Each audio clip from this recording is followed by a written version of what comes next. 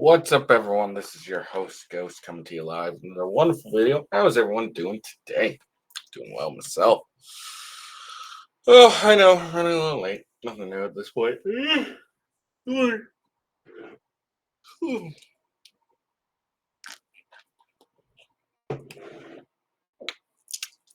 know what you guys are thinking? Like, what about the Trump trial? What about the Trump trial? Well, Trump trial's over.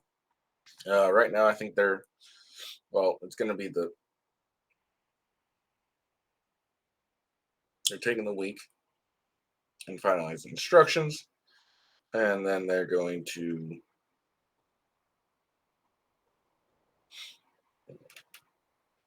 uh, start back up Tuesday for, what's it called?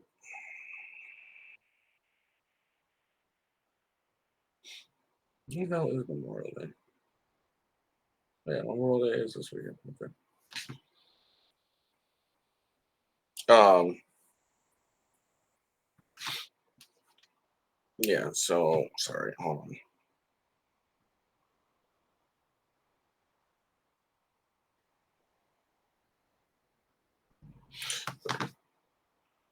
on.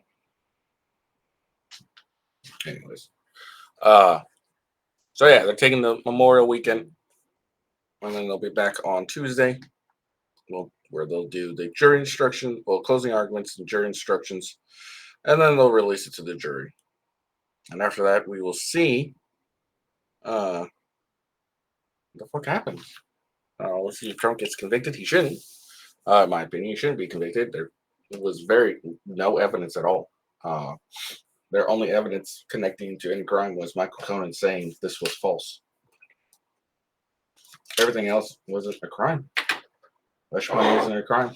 It was said several times in the trial. Hush money wasn't a crime. So I don't know what's going to go on. What's going to happen? I mean, they do have two lawyers on the jury, and those lawyers actually, follow the fucking law.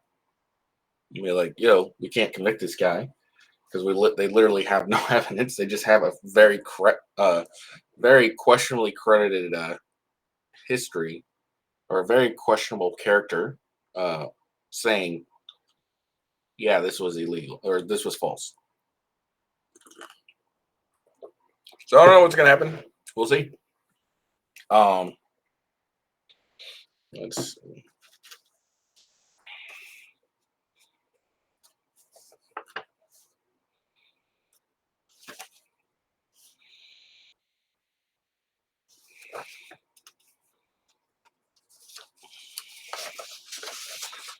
Sorry, I'm getting distracted. Anyways, so now we're back to normal stuff. These next or today and tomorrow, we're just going to do some reactions, and then we'll get back to some regular news topics. I got some stuff saved. I'll check them out here later and see.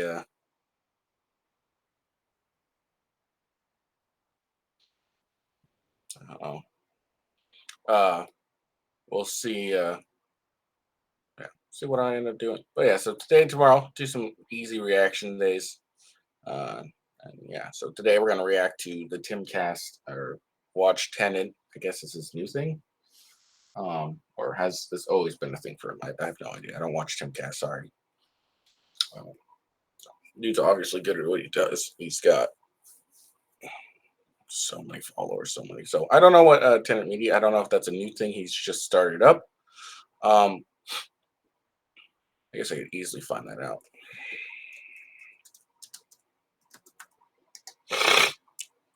Because everything I know about Timcast is everything was behind a paywall. So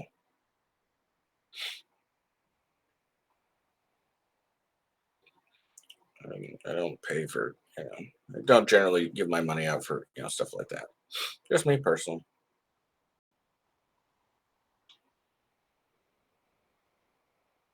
I'm just looking to see like when so been going on for a couple months, it looks like, at least. So cool. I don't care.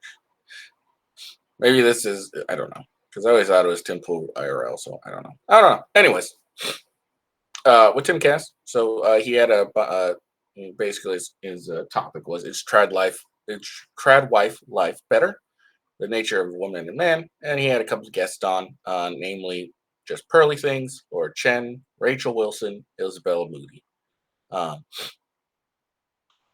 those were the females that were on his panel. Got a little heated, I guess you could say, between Flora Chen and Pearly Things. They kind of have a history get together, so we'll see. But yeah, so that's what we'll react to. It was very popular last week, but again, I was busy doing the Trump trial, and I couldn't do a 2-hour reaction, which this will probably end up doing maybe in an hourish, a little over an hour. We will be doing 1.5C, as is my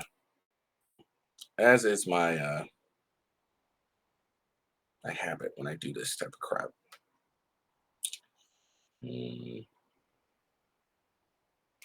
So yeah. So a little housekeeping. Follow me on X at official WGhost. That's the best way to find out when I go live, and you can also watch me live. But regardless, wherever you're watching me from, make sure you come to Rumble, rumble.com/withghost. As the main channel. It's where all my subscribers really are from. It's Rumble. YouTube is at withghost. Twitch.tv is Twitch is official with Ghost, and then gaming channel. Rumble is Gaming with Ghost. YouTube is at official Gaming with Ghost. So those are your various options of how to watch me live, especially when I do gaming. Those are the 2 channels. I'll probably do some gaming later today, trying to decide whether I want to do some Helldivers or in light of the Assassin's Creed in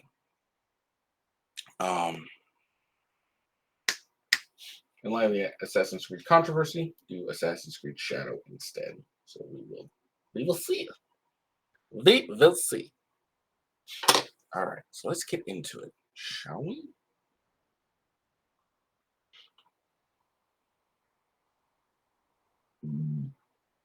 All right, I guess I should probably have some headphones for this on. Generally help when I have some headphones.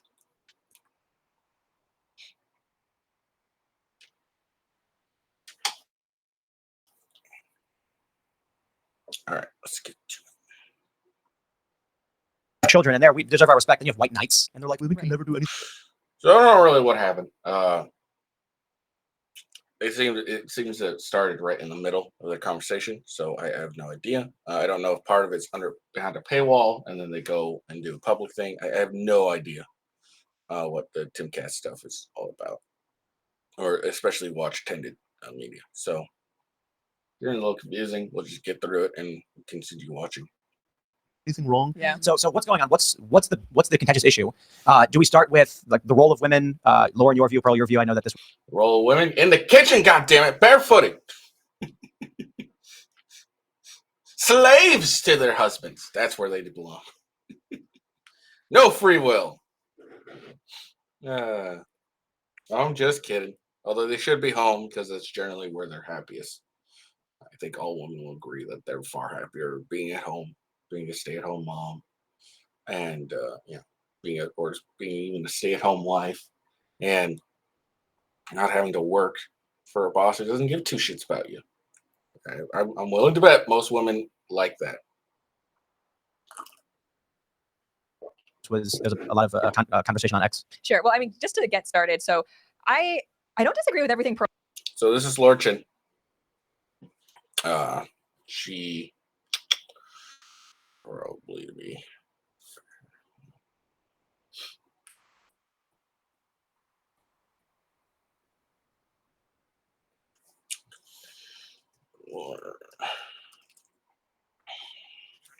Chen. She currently has 568K subscribers. She is part of the Blaze. She's part of the Blaze. That's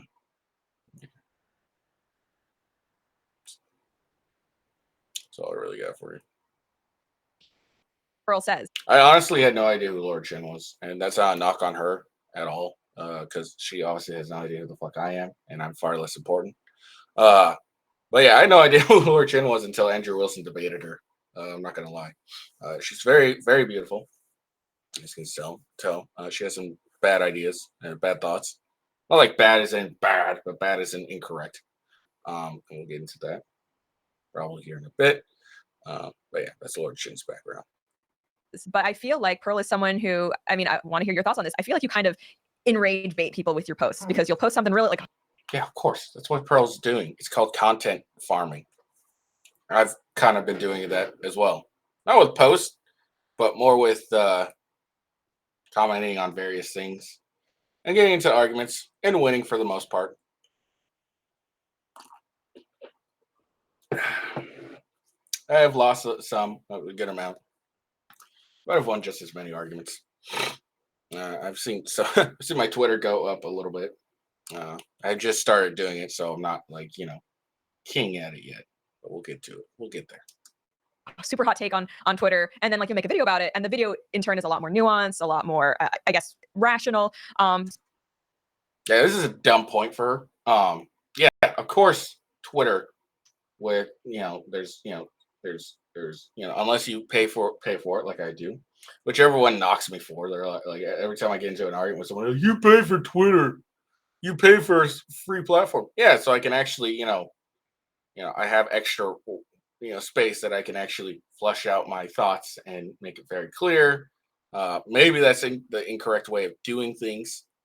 Maybe I should be more like Pearl and just say a bunch of shit without really explaining myself and then do videos afterwards. That might actually give me some more content. But yeah, I am able to afford $8 that only broke people seem to be upset with. Like, I've never seen anyone that actually like has a decent amount of money complain how other people, like, I never see that. I never see people complaining about if they have money. I don't see people complaining about how other people spend their money, and it's only something broke people do. You complain about how someone else spends their money and use that as try to dig at them. It's probably just because you're broke. You can't afford $8. But I have disposable income where I can pay $8.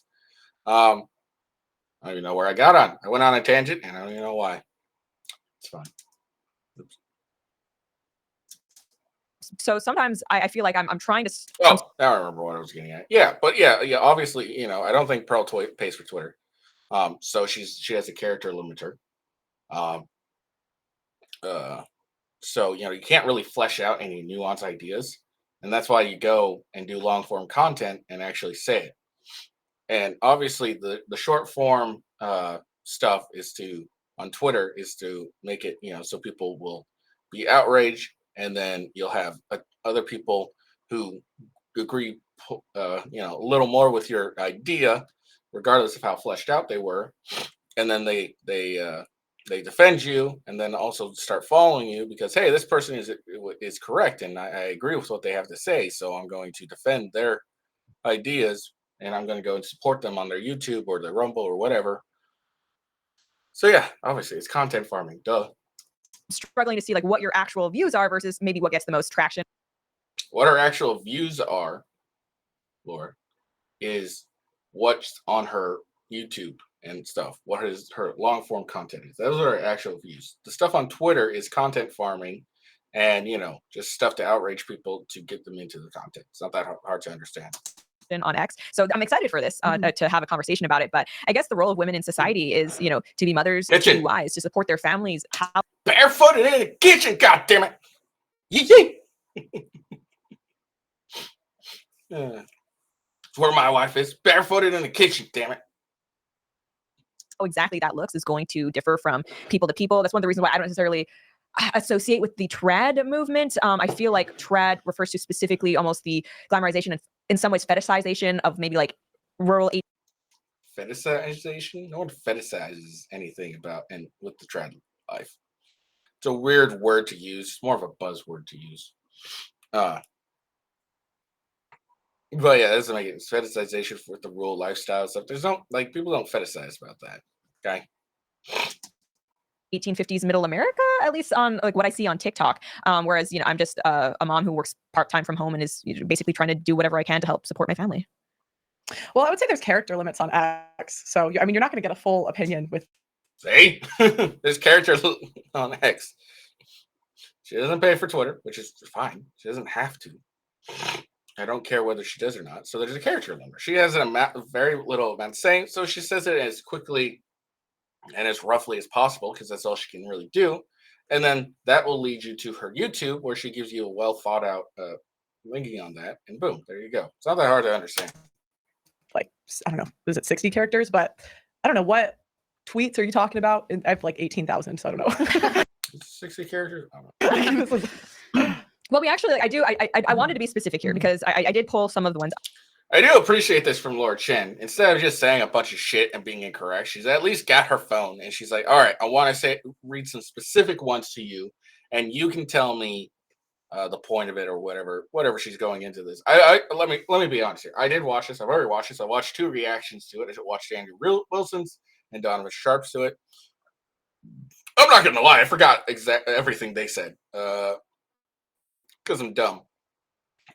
So yeah, and also this has been out for a bit, so you know I forgot everything they said about it. So, but I can appreciate someone actually, instead of just saying a bunch of vague shit, bringing up the actual receipts and saying, this is what you said. I want to understand what you're trying to say here. I sent them to you. I didn't want to like ambush you or surprise you or anything like that. Let's see. And the role of women in society, sorry, I was thinking what the second question was. Well, I think it depends, like, what do we want it to be or what is it now? Right. And I think right now it's like, we're not really doing much. We're not really having kids. We're not really contributing to the economy when you look at output. So it's like, what do we want it to be or what is it? Because I wouldn't say women are doing what you described now. Okay, well, one of the things that, like I spoke recently actually with Rachel's husband, Andrew, and one of the... And she got wrecked. Okay. I may not have remember that full video, but I do remember that Andrew wrecked her completely because he's the debate king. All shall bow to the debate king. Tweets that I mentioned that I thought was kind of strange coming from you was that basically you said evil comes from women. Andrew, in his interpretation, he made a very rational, very nuanced. Actually, this is what she means. Is it not true that there is a lower moral bar for women? Blah blah blah. And Andrew's smart guy. It made a lot of sense. That's not what the tweet was. And kind of funnily enough, you tweeted out later to clarify, Lauren. That yes, evil does come from women. Yeah, well, because I would just look at every problem in society. I think there's partially a trolling going on there, where she's like, yes, to make more specific, yes, evil comes from women. Now she's going to have a valid, I guess some sort of valid explanation for that. But I think that additional tweet was just her trolling Lauren at that point. It all comes from women. To be fair, I just realized this the other day, but did you know that Hitler was made by a woman? That proves it. Well, it's like you look at the homeless. Most of them come from single mother homes. You look at school shooters. Most of them come from single mother homes. You look at criminals, rapists. Most of them come from single mother homes. You look at what happens when women get power. So when men get power, they build societies. They do awesome things. When women get power, we're just not very good with it. I just brought Hitler. I mean, I kind of feel like there's a lot of bad dudes, you know? Well, yeah, but there's also bad queens, right? If you look at queens the last 500 years, women are more likely to wage war. Women are way more violent with power. And we see that in society. Look at what women are doing in the court system today. But what is more evil than breaking up a family? And women do that all the time. Not only breaking up a family, but then also punishing that guy for doing what he should do. And that is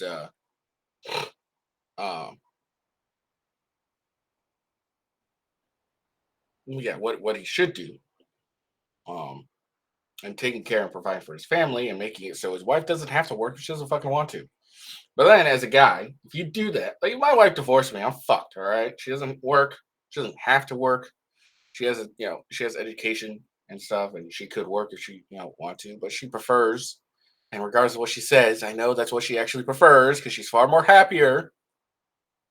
But yeah, if my wife divorced me, I'm fucked because I'm gonna get screwed because there's gonna be that whole, oh well, she's been the primary caregiver of the kids. Yeah, I've been there every night though. Okay, they see me frequently enough. But anyways, they always end up screwing the guys out of half their shit. They don't get very good custody, and anything like that. I really think honestly, because we see this statistically, that single mother outcomes are far worse than single father outcomes. I think if we're really gonna end up just forcing someone to take care of the kids, initially, I think it should be the father, because then the woman. I think we should automatically give it to the father. Here's why. All right. Because I'm a dude and I'm very biased. But no, I think we should give it to the father because of this reason. All right. So, depending on how long it's been, the woman's been out of work for a general amount of time. She's going to need some time to actually get back into the workforce. It's kind of hard to do with a bunch of kids that you have to take care of and find all that.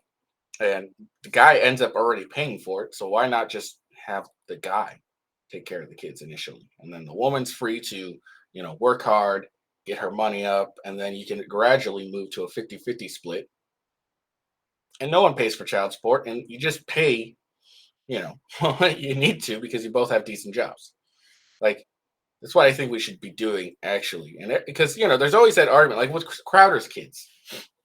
There's people arguing, and I never pointed this out, but there's because I was arguing with people, and I was just trying to argue the actual bare bones of it, but not pointing out obvious shit. But I remember people arguing because his wife was getting like $20K or something a month. I don't need $20K for fucking kids. All right, that's a ridiculous amount. But people were like, oh well, their lifestyle's changing. They got private schools and all that stuff. Again, they're ignoring the fact that his kids are like 1 to 2 years old. How much private schooling do they really get at that point? Not much. And all that and everything. And I was like, all right, well, that's so important. Why not just leave the kids with the father? He can take care of them while the wife works and gets to the point where she earns as much as the husband or as close to, and then that can gradually go to 50-50. Makes perfect sense to me. But yeah, I think initially the child should go to the father. The obvious one is the fact that statistically single fathers have better outcomes than single mothers. Well, the goal, of course, isn't for them to be, single in the sense, but they should initially go to the father. He takes care of them until the mother has the ability, is able to find a job, get stabilized, be able to, get back into the workforce without having to be distracted by kids for a bit. Obviously, see them on the weekend and shit and all that stuff, or whenever she's off and able to. And then from there, you gradually move to a 50-50 system, and there's no child support on either end because everyone's just because all it ends up being is they're both taking care of the kids evenly and taking care of their needs evenly because they both have a decent job at that point. I think it's a far better system than just automatically giving it to the woman just because she's been around more. Okay. Yeah. So yeah, I would say most problems in society come from women. So that's interesting because As you can tell, Pearl is a woman hater, hates women, horrible human being. She is a true misogynist. I watched your conversation with Michael Knowles, which I thought was really interesting. And in it, you were very adamant that people need to take responsibility for their own actions. So when it relates to women, it's not really an excuse to say, oh, well, feminism brainwashed me. You still made the decision to sleep around. You still made the decision to get an abortion. I think if you get an abortion, you're responsible. Okay. Right? Shouldn't we have that same standard when it comes to the rapists, the men? Lauren, your feminist is popping out. What about the men, though? Okay. Men are held accountable for raping. All right, let's just get that straight. They're held accountable for everything you're about to say. I guarantee it, Lauren. But what about the men, though? You made a decision. You're responsible. It's not really like, oh, but my single mother. Like you, many people have. The fuck? No one gives a shit that the rapist is a single mother. Like had a single mother. He's still going to jail as long as there's evidence and shit. Like what are you talking about? What is this? What about the men, though? Yeah. What about the men, though? Okay, well, again, I mean, the rapist does get in trouble. He gets jailed. All right. I really don't understand her point here. But what about the men, though? Like that was dumb. Responsible, they go to jail for it. But you have to look at there's significant differences between single mother and single father homes. And I can't help but notice that all of the men that seem to lack morals, they were raised by a woman. Right. But is the answer then that evil comes from women? We're kind of leaving out the fact that, yeah, a man actually left the parent or his family in that situation. Well, you don't really have any evidence to that. The man actually left. It could be the woman prevented the man from seeing his children. It's probably just as likely. I'm not going to knock it that there's a bunch of terrible dudes. But again, that actually goes back more on the woman than the man. Again, the man's terrible. Fuck that guy for, abandoning his family and shit. But let's be honest. A lot of the issues that women have in this regard is because they pick shitty men, and they're like, I'm gonna pick this shitty guy, even though he already has what two other baby mamas that he doesn't see children. I'm still gonna get pregnant by this fucker. Like, let's be honest. Like, women just make shitty decisions when it comes to mate selecting. They don't select for what's good. They select what arouses them. like if fathers were more in charge, like we went back in the day, back in the day, which was Wednesday, by the way, old Dane Cook joke, whether you like him or not. Well, if you went back in the day when fathers were involved in the courting process, involved in picking out their daughter's mates, you know what they didn't really go for? They didn't go for what aroused the daughter. They went for what would ensure her future. So they went with a man that, may not have been good looking, but, had at least some wealth, maybe some status, or had the ability to provide, had ability to defend, things of that nature. All right. That's what a father did back in the day to ensure his daughter was taken care of. But when women decide to, mate select, they go with, dude, he's hot. He's got a motorcycle. All right. He's banged a lot of chicks. Like, that's what women do, whether they know it or not. So, again, the dude is terrible for leaving. But again, it just falls back on the woman because the woman is the gatekeeper to sex, meaning she's the gatekeeper to pregnancy. And you just picked a shitty man. And that's on you, you dumb broad. And also, again, I want to point this out that it's not, I don't have the stats, but I would be willing to bet that, good amount of the time, it's not the guy just upped and left. It was the woman's a terrible human being. He does his best that he can, and she uses the kids against him, and he finally just decides to pull Tommy Sotomayor and said, fuck them kids. Well, not generally, but that's what happens a good amount of time, I would say. There are some situations where a woman doesn't want the man there, most of the time men don't leave. Women are the ones that overwhelmingly leave. And if you actually do the work and interview men that are known to be like deadbeat dads, most of the deadbeat dads don't really exist. They're exceptions. They're not the rule. So, and if you actually do the work and interview these guys, there's men that have spent hundreds of thousands of dollars fighting for their kids. And unfortunately, we're in a society where women can claim abuse. They can say he emotionally abused me and not see his kid for years. Real quick, what's the stat? I know that there's stats on women initiating divorce more, but how do we say that, fatherlessness is predominantly driven by women? Is that what you were saying? Yeah, because women are choosing to leave, and the number one reason is irreconcilable differences. But that's when you're talking about single mothers who are a result of divorce. If we're looking at single mothers who were never actually married, it's not. It's a very different group of people. But the whole point is women have all the power here. We have a million choice. You get to choose whether or not you get pregnant. Abortion's legal, so we are 100% in control of who's born. So there is zero excuse to make a kid with a guy that's not going to stick around. Zero excuse. None. I got. Yeah, and that Pearl's again going back to women just make very poor mate selection. Like they'll go and fuck the dude, even though they know he's got two baby mamas and he doesn't see them kids. But then she'll still fuck him because, God, that guy's just really hot and I really like his motorcycle. So, I mean, Pearl has a point. Like, and then, she's got another point. Whether you like it or not, abortion's legal. So you're with a dude and he says, I'm outie, and you still have the kid. Well, it just piles on you. That's your choice. Now, you made a good choice for keeping the kid, not killing the kid. But again, just all the way back, you banged the dude that you knew wasn't going to stick around deep down. Okay. It's not that big of surprising most of the time when the dude doesn't stick around. There's some signs. You just ignored them. Also say there's zero excuse for a guy to not stick around. Well, but the issue you're getting is because you're basically saying, but what about the women though? When we're talking about the man, but the difference is men cannot. Yeah, she tries to be clever, saying, "Oh, you're saying what about the women though?"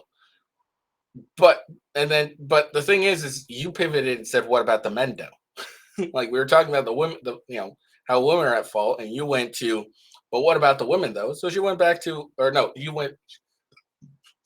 Lauren went to, "But what about the men though?" And then Pearl just brought it back to, what about the women though?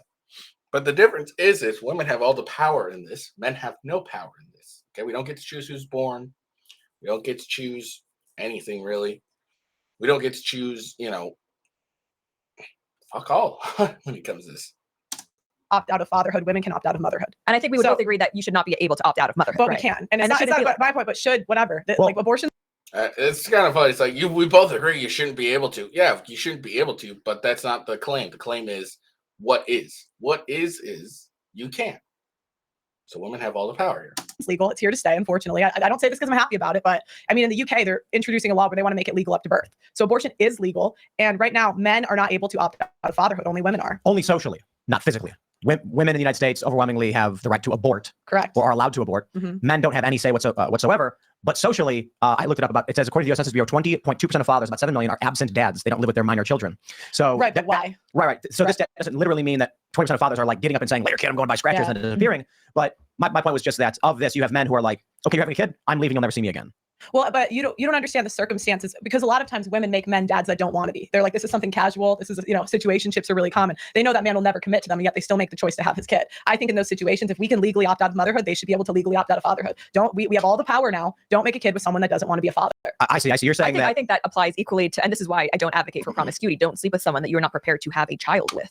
But yeah, Is- again, should. But what's happening? Is what you're That's like, this isn't a dream world. This isn't like make a wish. Society promiscuity is going to go. It's not. But- So I'm talking about what's happening. Go ahead. are you saying that a woman who sleeps, like, let's say a woman, we'll start light, she sleeps with a guy, gets pregnant, and then realizes this guy will leave her, doesn't want to be a dad. You're Yeah. saying she should get an abortion? I'm not saying should or shouldn't. I'm saying women have the choice to right now. Men do not have the choice to opt out of fatherhood. Should or shouldn't? It's almost like, okay, I mean, this is where I get frustrated with conservatives. It doesn't matter what I say. Women are going to abort their kids. It's not going to become illegal. So if we're in a society where we can legally not be mothers, if we don't want, why can't men legally not be No, fathers? I get that. Yeah. The question I'm thinking of is you're putting a lot on women as those who are responsible for single parent, like single mothers.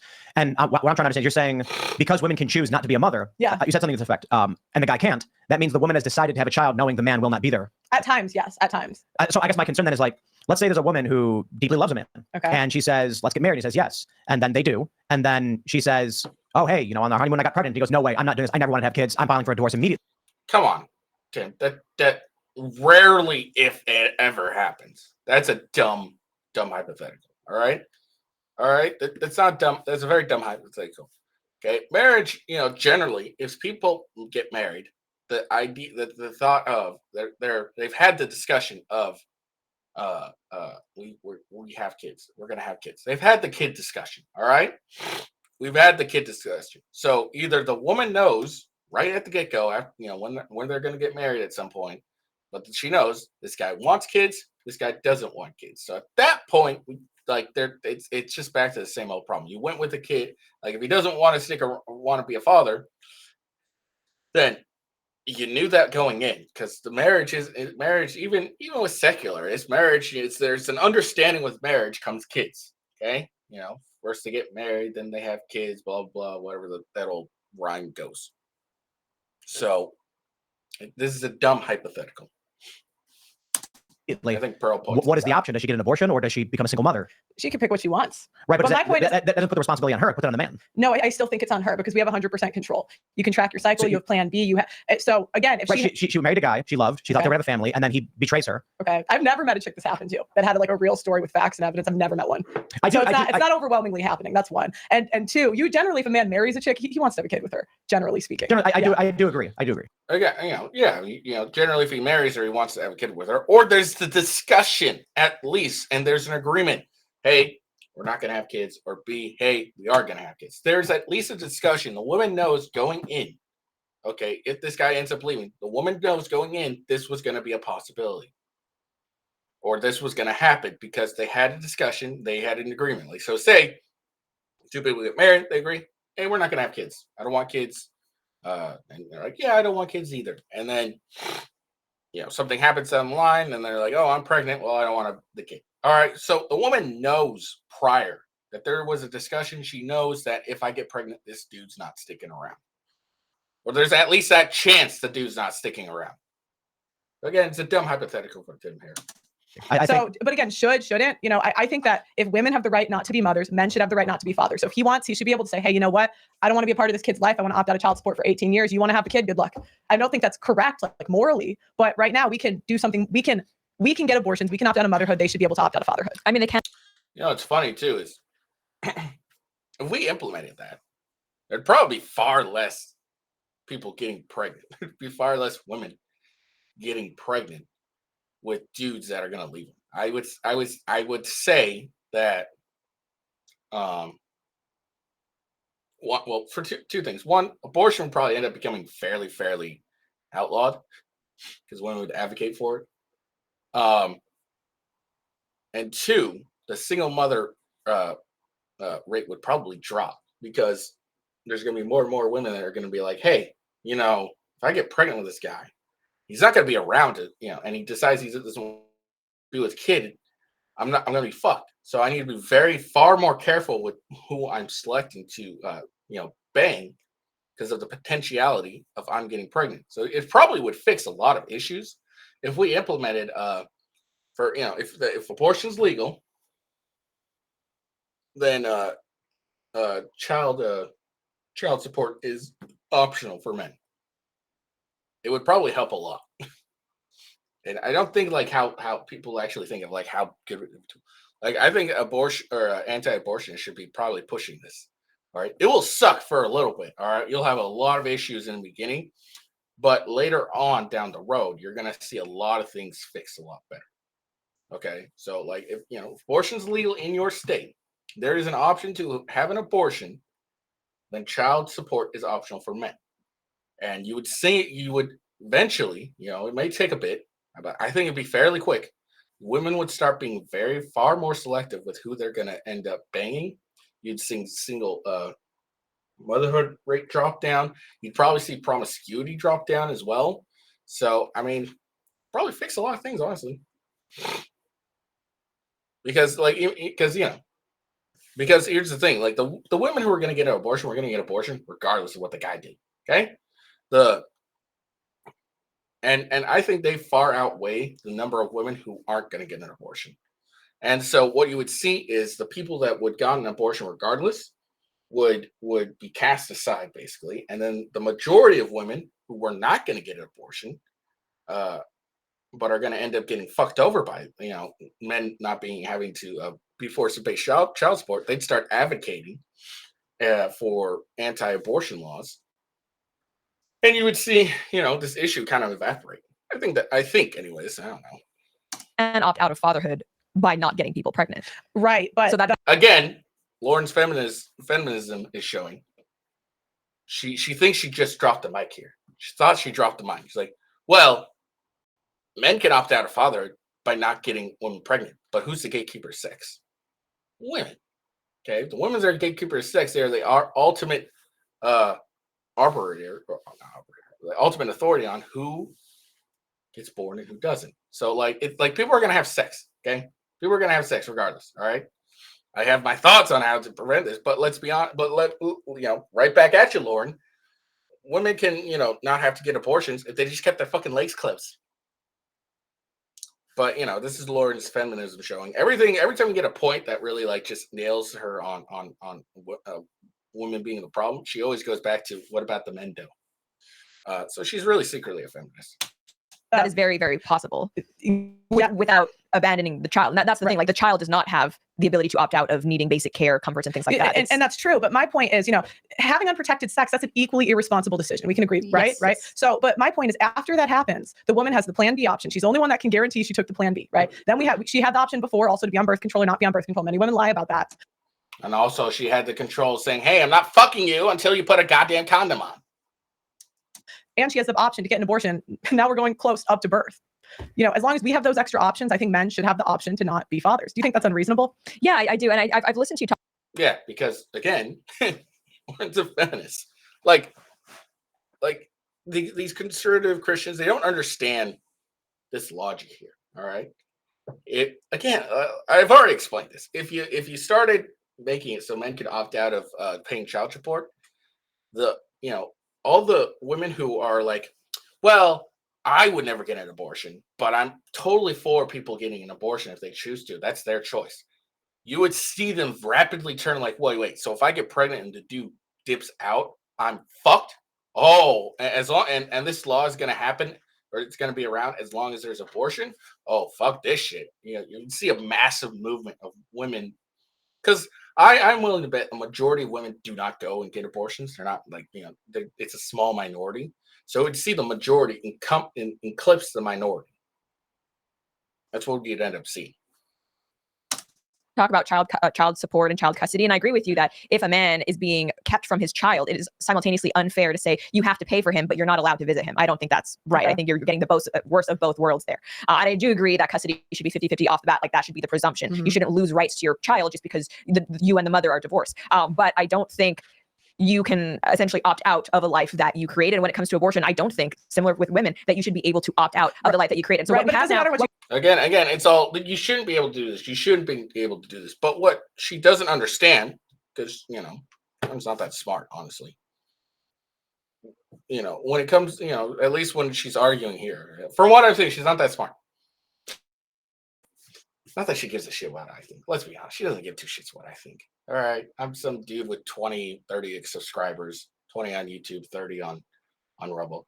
She's got a half a million, like almost 600K. She don't give a fuck what I say. So I'll say she's not smart because she don't care what I think. She's like, she's sitting there like, bitch, I don't give a fuck what you think. But what she's thinking is she's talking about is should.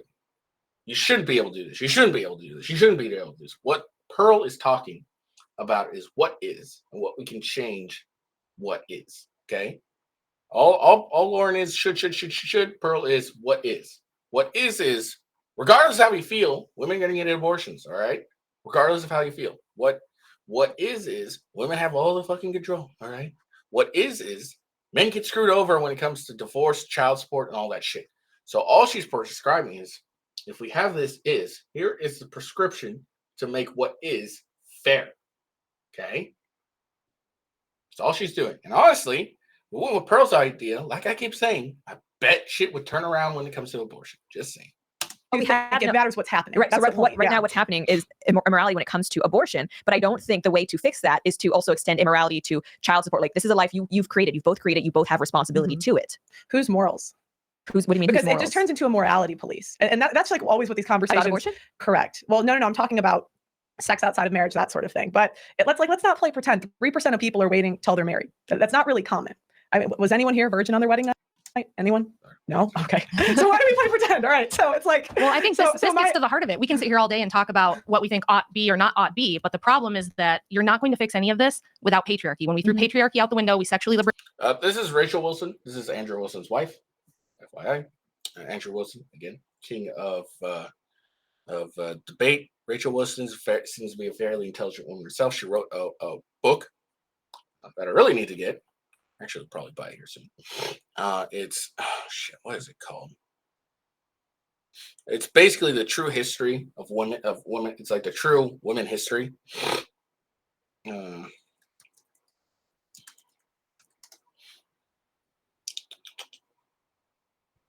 see. Okay.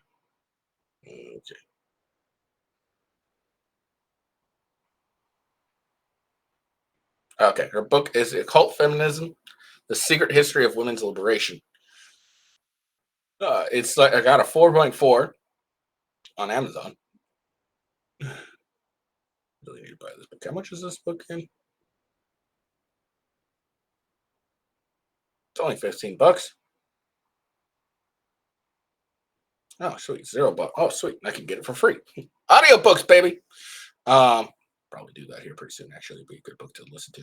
All right. Sorry. That's right. But yeah, this is Rachel Wilson. Women, what we did was throw off a balance of power that was already there. Women historically have been, the gatekeepers of sex. Every one of us sitting at this table has twice as many female ancestors as we do male ancestors. So genetically, women had this great advantage. Then we have our youth, our fertile years, where we have tremendous sway, tremendous influence and power. And I think that's temporary on purpose. What happens when you give women equal political power and equal social power to men, and you remove the father as the head of the household, which all patriarchy means is rule by the father. When you throw that out, this is the mess you end up with that's impossible to fix, because what are we going to do about all of this out of wedlock births? And my point is we have all this freedom, so take the responsibility that comes with it. So if right now we have the freedom to get an abortion, doesn't matter what we want, doesn't matter what should be. I don't agree with abortion either, but right now it's legal. So if that's what we're doing, then take the responsibility of raising the kid. That's what I say. So do you all agree with the idea of patriarchy? yes. But I mean, how would you do you? Oh, I'll put a caveat. Biblical patriarchy. Yeah. Oh yeah, I believe in patriarchy. Oh, biblical patriarchy. Okay, what the fuck does that mean? I was gonna ask, like, but how are you? What's your view on the idea of patriarchy? I don't think it'll ever happen in my lifetime. I think it's a good idea, but I wouldn't predict that would happen in my lifetime. Sure. How would each of you, would you define patriarchy similarly? I think, Lauren, you Right. Because I guess just blanketly patriarchy, I think that the father's role, the head of the household, it comes from God. And, it's valid insofar as he is acting on behalf of God, trying to lead his family in a godly way. Because, obviously people are going to say, like, what about this abusive husband, blah, blah, blah. It's like, all right, well, if he is not, conducting himself in a manner that aligns with the way Christ treats his bride, the church, then that's actually not biblical patriarchy. I'm going to shockingly disagree with this take. Go for it. Which might surprise a lot of people because everybody knows I'm an Orthodox Christian. I'm pretty serious about that. But you guys might not know there was a huge amount of membership in anti-suffrage groups. Anti-suffragists were far more popular than suffragists. Women did not want suffrage. Very few people know that, like, less than 4%, according to all of the referendums that they did at the time, women did not want it. And if you take a look at the arguments that women made for why they didn't want suffrage, why they didn't want women's liberation, they said, you're charging us with something we cannot do. So we cannot rule society. We cannot defend persons and property, which is supposed to be the primary role of government, to defend persons and property. If women can't do that, why give us political power? Why give us voting rights? Then we might have to get drafted. We might have to show up for jury duty, things like that. So I think to say...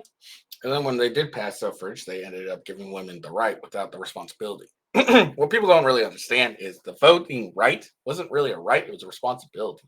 And with that came certain duties. There's bucket duty, there's the draft, shit of that nature. But now we've evolved it into, well, you should have it just because you were born in America or you have American citizenship. Not really how it should be or how it ever was. Well, we'll let the men rule as long as they're doing it in a way that we feel is Christian or things like that. It's kind of beside the point because women only have an illusion of authority right now. Yeah, and backing this point here, Rachel's point is, Lauren's like biblical patriarchy. Well, look, like regardless of what you say biblically, okay, men rule just because we have the enforceability on our side. Okay, men can enforce whatever laws they want. Even so, let's say this hypothetical. Okay, it's hypothetical. But let's say all men decide, you know what, ladies, you're not going to vote anymore. Okay, we just don't want you to vote anymore. You make terrible decisions. All you do is vote Democrat. Those guys just, they just farm your votes to buy your votes, and then, just put the toilet down the drain. We're going to eliminate your rights. What could women actually do about it? Okay, majority of Congress are men. Okay, so if all the men in Congress decided, you know what, all the majority of government positions are held by men, and they all decide, you know what, we're going to make a new amendment, Amendment 28. Women don't have a right to vote. What could women do about it? All right, what could they actually do about it? Not a fucking thing. Okay, they have no enforceability on their side. They rely on outsourcing their enforceability of their rights to other men. And men decided, no, we're not going to really do that. It's not much women can do. So Lauren Chen's like, well, I like patriarchy, but as long as it's biblical patriarchy. Well, guess what? If the patriarchy decides not to follow the biblical thing, you don't really have a choice in the matter. All right, I would prefer biblical patriarchy, but I mean, patriarchy, all it really is men leading. Now, you can say like, all right, well, if their moral and values and all that are guided through the the idea of God and all Christian values and shit, that's a good thing. All right, but patriarchy in itself, it's a good thing, really, regardless of what denomination of religion you really are, because as long as it's a man that's good and strong, you don't have to be a Christian to be a good strong man. If your house falls under a patriarchy, it's still good regardless. Basically, like if it comes down to it, so men have the monopoly on force. There's no way around that. Even if you talk about, oh, well, there's women senators or there's women presidents or there's females in the military now, at the end of the day, the people who enforce any illusion of rights, women's rights or otherwise, are going to be men. Period. End of story. Nothing you can do about that. So to say, oh, women have equal rights, they have equal rights that they have to appeal to men to enforce on their behalf. So is that actually equal? So I'm just saying, like, to have this idea that, well, we'll let the men be in charge. The men are in charge. Right now, what's been happening is they've allowed women's liberation, and we can talk about who and why. So you're saying that at any point, if like the majority of men in government were like, yeah, women, you're done. That's it. Yes. We wouldn't really be able to do much about it. I don't disagree, but if tomorrow they went, we've had enough of this little experiment, hasn't gone so well. I think this women's rights stuff is over, and no more voting for you. And you're going to mostly be at home. If you have young children and your mother, you're going to be at home raising them. You're not going to be, trying to be a CEO. What would women do about that? Get mad, cry a little bit, yell. Even better is, what could women do about it? Nothing. They couldn't do anything. I mean, but yeah, so you're saying, I mean, I feel like politically, women certainly have a lot of power. There are a lot of guys online who refer to our current Western society as gynocentrism. But I think I see what you're saying in that because men typically are the aggressive force, if they decided to, they could stop it and women couldn't Right. So I guess I'm imagining a scenario where if a bunch of, say, like Republicans came out and said, no more 19th Amendment, you would have a bunch of women saying, how dare you, we won't allow this. But I suppose the argument then is the only reason that move from a Republican would be blocked is that Democrat men would block them. Well, Yeah. that's how we got the 19th Amendment. It was actually like Gilded Age industrialist progressives, the same guys who met at the Jekyll Island Club in 1910 to draft the Federal Reserve Act, the same guys who wanted the income tax, had a vested interest in getting women out of the home and into the workforce and making them politically active. But why is that? What was their interest? Well, a couple of reasons. The first interest is if you're going to do an income tax, you can only tax the men's wages. Well, imagine if you can double that by getting all the women into the workforce and taxing their wages. So that's one. Two is a lot of these guys wanted this blend of socialism and capitalism that we have right now, this kind of hybrid system. And there was a lot of anti-suffrage groups that had posters, pamphlets, encyclicals. They even did debates against suffragists where they said, a vote for women is a vote for socialism, because the Bolsheviks in Russia were saying, we're never going to have full communism. We're never going to have true socialism unless we get women involved, give them the vote, make them workers, make them see themselves as labor units rather than mothers. So this was kind of the plan. So that's kind of how we ended up with the system we have now. So they wanted to dual income tax. They wanted women in the workforce. What's the other big benefit of that? Where do the kids go all day? If mom and dad are both at work, they have to go somewhere. Oh, we magically get the compulsory education system right along. Yeah, the indoctrination camps. All public schools are at this point are indoctrination camps. They've always been that way.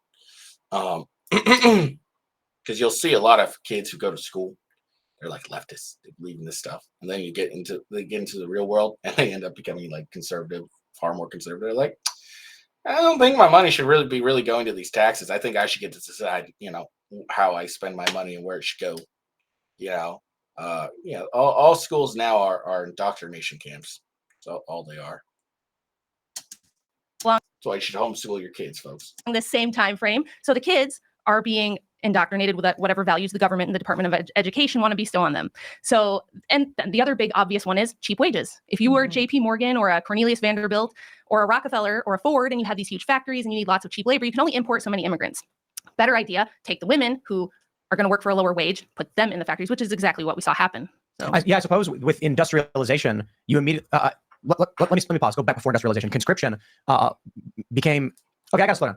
Obviously, conscription's been around forever. Guys were forced to fight. Yeah. But it became substantially more viable to have a conscripted class when like breech loaders, muskets, and more easily loadable weapons became prominent. Yeah. It used to be back in the ancient days, you had a warrior class. Mm-hmm. Men who were born from the day they were born, every day trained to be fighters. And they said, these guys are going to be the fighters who defend this nation.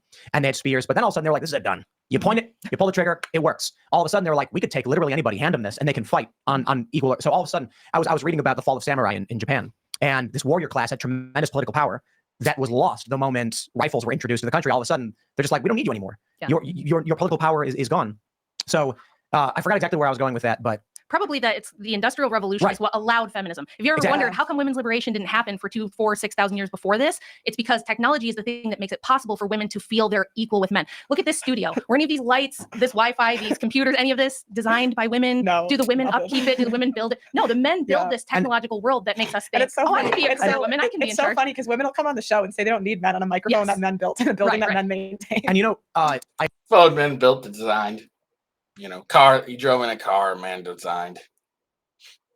Every day you walk down the street because dude, whether you know it or not. I agree with that. And my counter, because I was talking about this, I have a segment we'll get to in a second. All of these women these feminists are online saying, we're great inventors. Actually, I was just screwing with ChatGPT because it's super woke and I'm trying to get to admit reality. And it was like, men and women are completely equal and have contributed equally to society. I'm like, I agree that's true, but tell me why. Mm-hmm. And it starts going on about great inventors. And I'm like, no, spare me this. It is strange to me that there are so many feminists that want to talk about the masculine things women have done instead of literally just being like, how about every great world leader was made by a woman? Mm-hmm. How about the fact that women are the ones who create the people in concert with men? Yes, but women, if a guy's like, I invented the light bulbs, like, congratulations, you were created by a woman. Like, can we give women credit for being the creators of life? No, and what's interesting is that no, because it takes two to make a life. Like it's like women don't like. There's no immaculate conception or something like that. Where women, without a guy just gets pregnant, boom, all right? There's no Anakin Skywalkers, there's no Jesus, all right? So, like, you can be like, okay, well, it's because of women that we're alive. It's also because of dudes, too. And not only that, is it also, that is, again, we go back to the single mother rates and how many degenerates we get, how much, banes on society we get from single mothers. Not all single mothers, but a good amount. And you'll see that a father is also the key component here. All right. So no, you're not just going to give a woman, credit just because she, got laid on her back and got fucked by a dude. Okay. It's not credit given. Okay. You don't give credit for that because guess what? That dude had to fuck the woman to get the chick pregnant. All right. So, like, and not only that, he had to provide some sort of value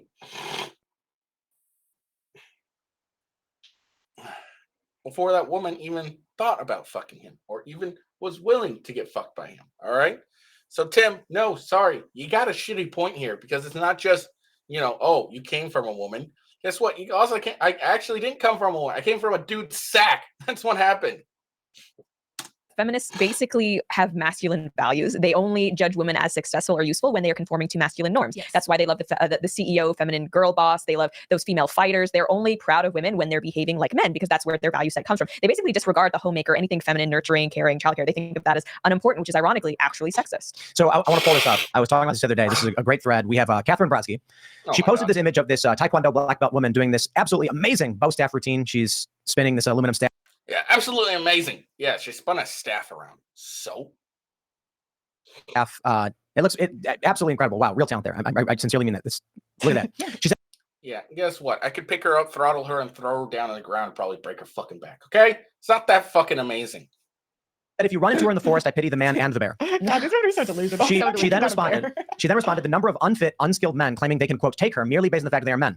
Yes, men are on average stronger, but take an unfit man in a somewhat similar weight class and she's winning. No. No. So the first thing I want to say is the caveat of an unfit man in the same weight class after saying I pity the man and the bear. So this woman, tremendous talent. I mean no disrespect, but she's 5'1", 100 pounds. Right. Yeah. She has her stats are available for her, like fight record and everything. There's a reason why a man who is 6'3", raw muscle, ripped the bone with 4 black belts will not beat a grizzly bear in a fight. Yeah, Technique's not going to save you from a grizzly bear Right. because physical mass matters in the conflict.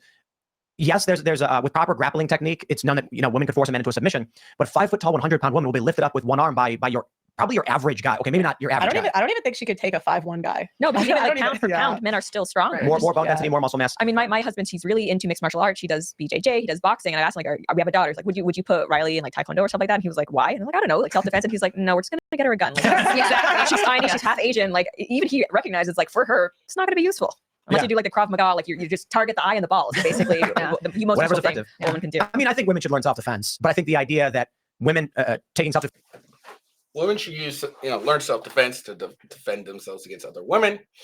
When it comes to defending themselves against a guy, they should get a fucking gun. My daughters are gonna have guns. Okay, they are gonna go learn some martial arts. All right, be cool and all that stuff, but they're gonna get some guns.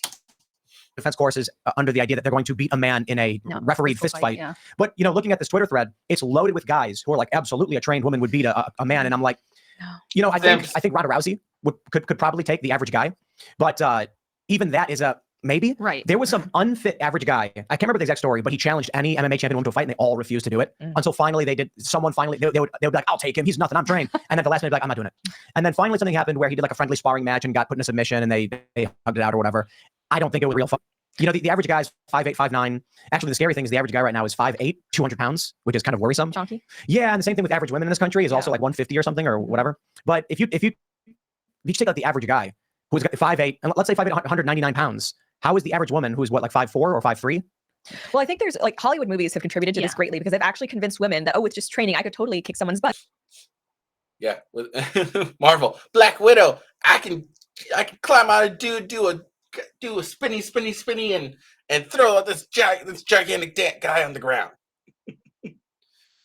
Might punch her just as effective. And we're lucky enough that in Western society, women are so removed from actual physical conflict, including and especially with men, that we start to believe that's true. Like, thank goodness all of these women are so delusional because that means that they've actually never had to fight a man or been attacked by a man. Because if that were, heaven forbid, ever to happen, they would learn really quick that, yeah, you're not as strong as them. Do you think that's part of why, like, Pearl and I are both kind of tomboys? I'm a firearms instructor myself. I teach women Cool. basic pistol and concealed carry. And I'd say more than half of my female students do not have the hand strength to load or operate an automatic pistol. They have to use a revolver, something like that. And I think when you grow up doing boy things with boys, you Oh, you see the understand and difference, respect yeah. that you're not a So- man. Well, and playing sports, because I played basketball for 16 years. So if I go Yeah. do pickup, I gauge with guys because I'll play with them sometimes, but I gauge. I know if he played like 1 year of high school, I'm getting beat. Even though Yeah. I played in I college. just want to mention the speed loader wasn't invented because women had trouble loading guns or loading magazines. It's because it is substantially easier. It's annoying to try and just repeatedly, oh man, Right. you're going to the You're range gonna have and a then revolver, you gotta have a speed loader. But right. We go to the range and I'm like, I've got 17 rounds to load in this thing. Just give me the speed loader. I don't want to keep pressing into it. It's extra work I don't want to do. Yeah, I'd imagine speed loader is going to make it much. Technology really does equal the playing field for women in a lot of Yeah. ways. But Yeah. even a man with a gun versus a woman with a gun, 9 times out of 10, the man's going to be better. Like people don't think that that's the case, but like when I took my testing to get certified, there was only one other woman with me. She actually brought her husband and had him like loading her magazines and stuff. I was like, this is cheating. I should have did everything myself. Well, and men even have better hand-eye coordination Yeah. when it comes to aim. I absolutely demolish my husband when it comes to stuff like that, but that's like very Is a woman doesn't respect her husband. Why would you try and even attempt to say that? And I don't believe you for a second that you demolish your husband in anything. Oh yeah, I demolished my husband, a BBJ Brazilian Jiu-Jitsu dude. I demolish him in hand-eye coordination. Oh, okay, sure you do. very rare. Usually, it's like on average, it would if you know the best sharpshooters or whatever in the military, they are men. Yeah. And I know like that's one of the things where there was this whole debate about should women be in the military, should they serve in combat No. roles? I don't think so, No. but people are like, well, you know, God, they can no. still fire guns as well and stuff like that. It's like actually no, actually, yeah. Well, and just Well, because And loading, shooting guns is only a small portion of it. All right, it's a very small portion of it. And not there, there's a bunch carrying of heavy rucksack that's weighs more than you, and all that stuff. There's all these other factors that go involved. Let alone the fact that hey, if a dude goes down, guess what?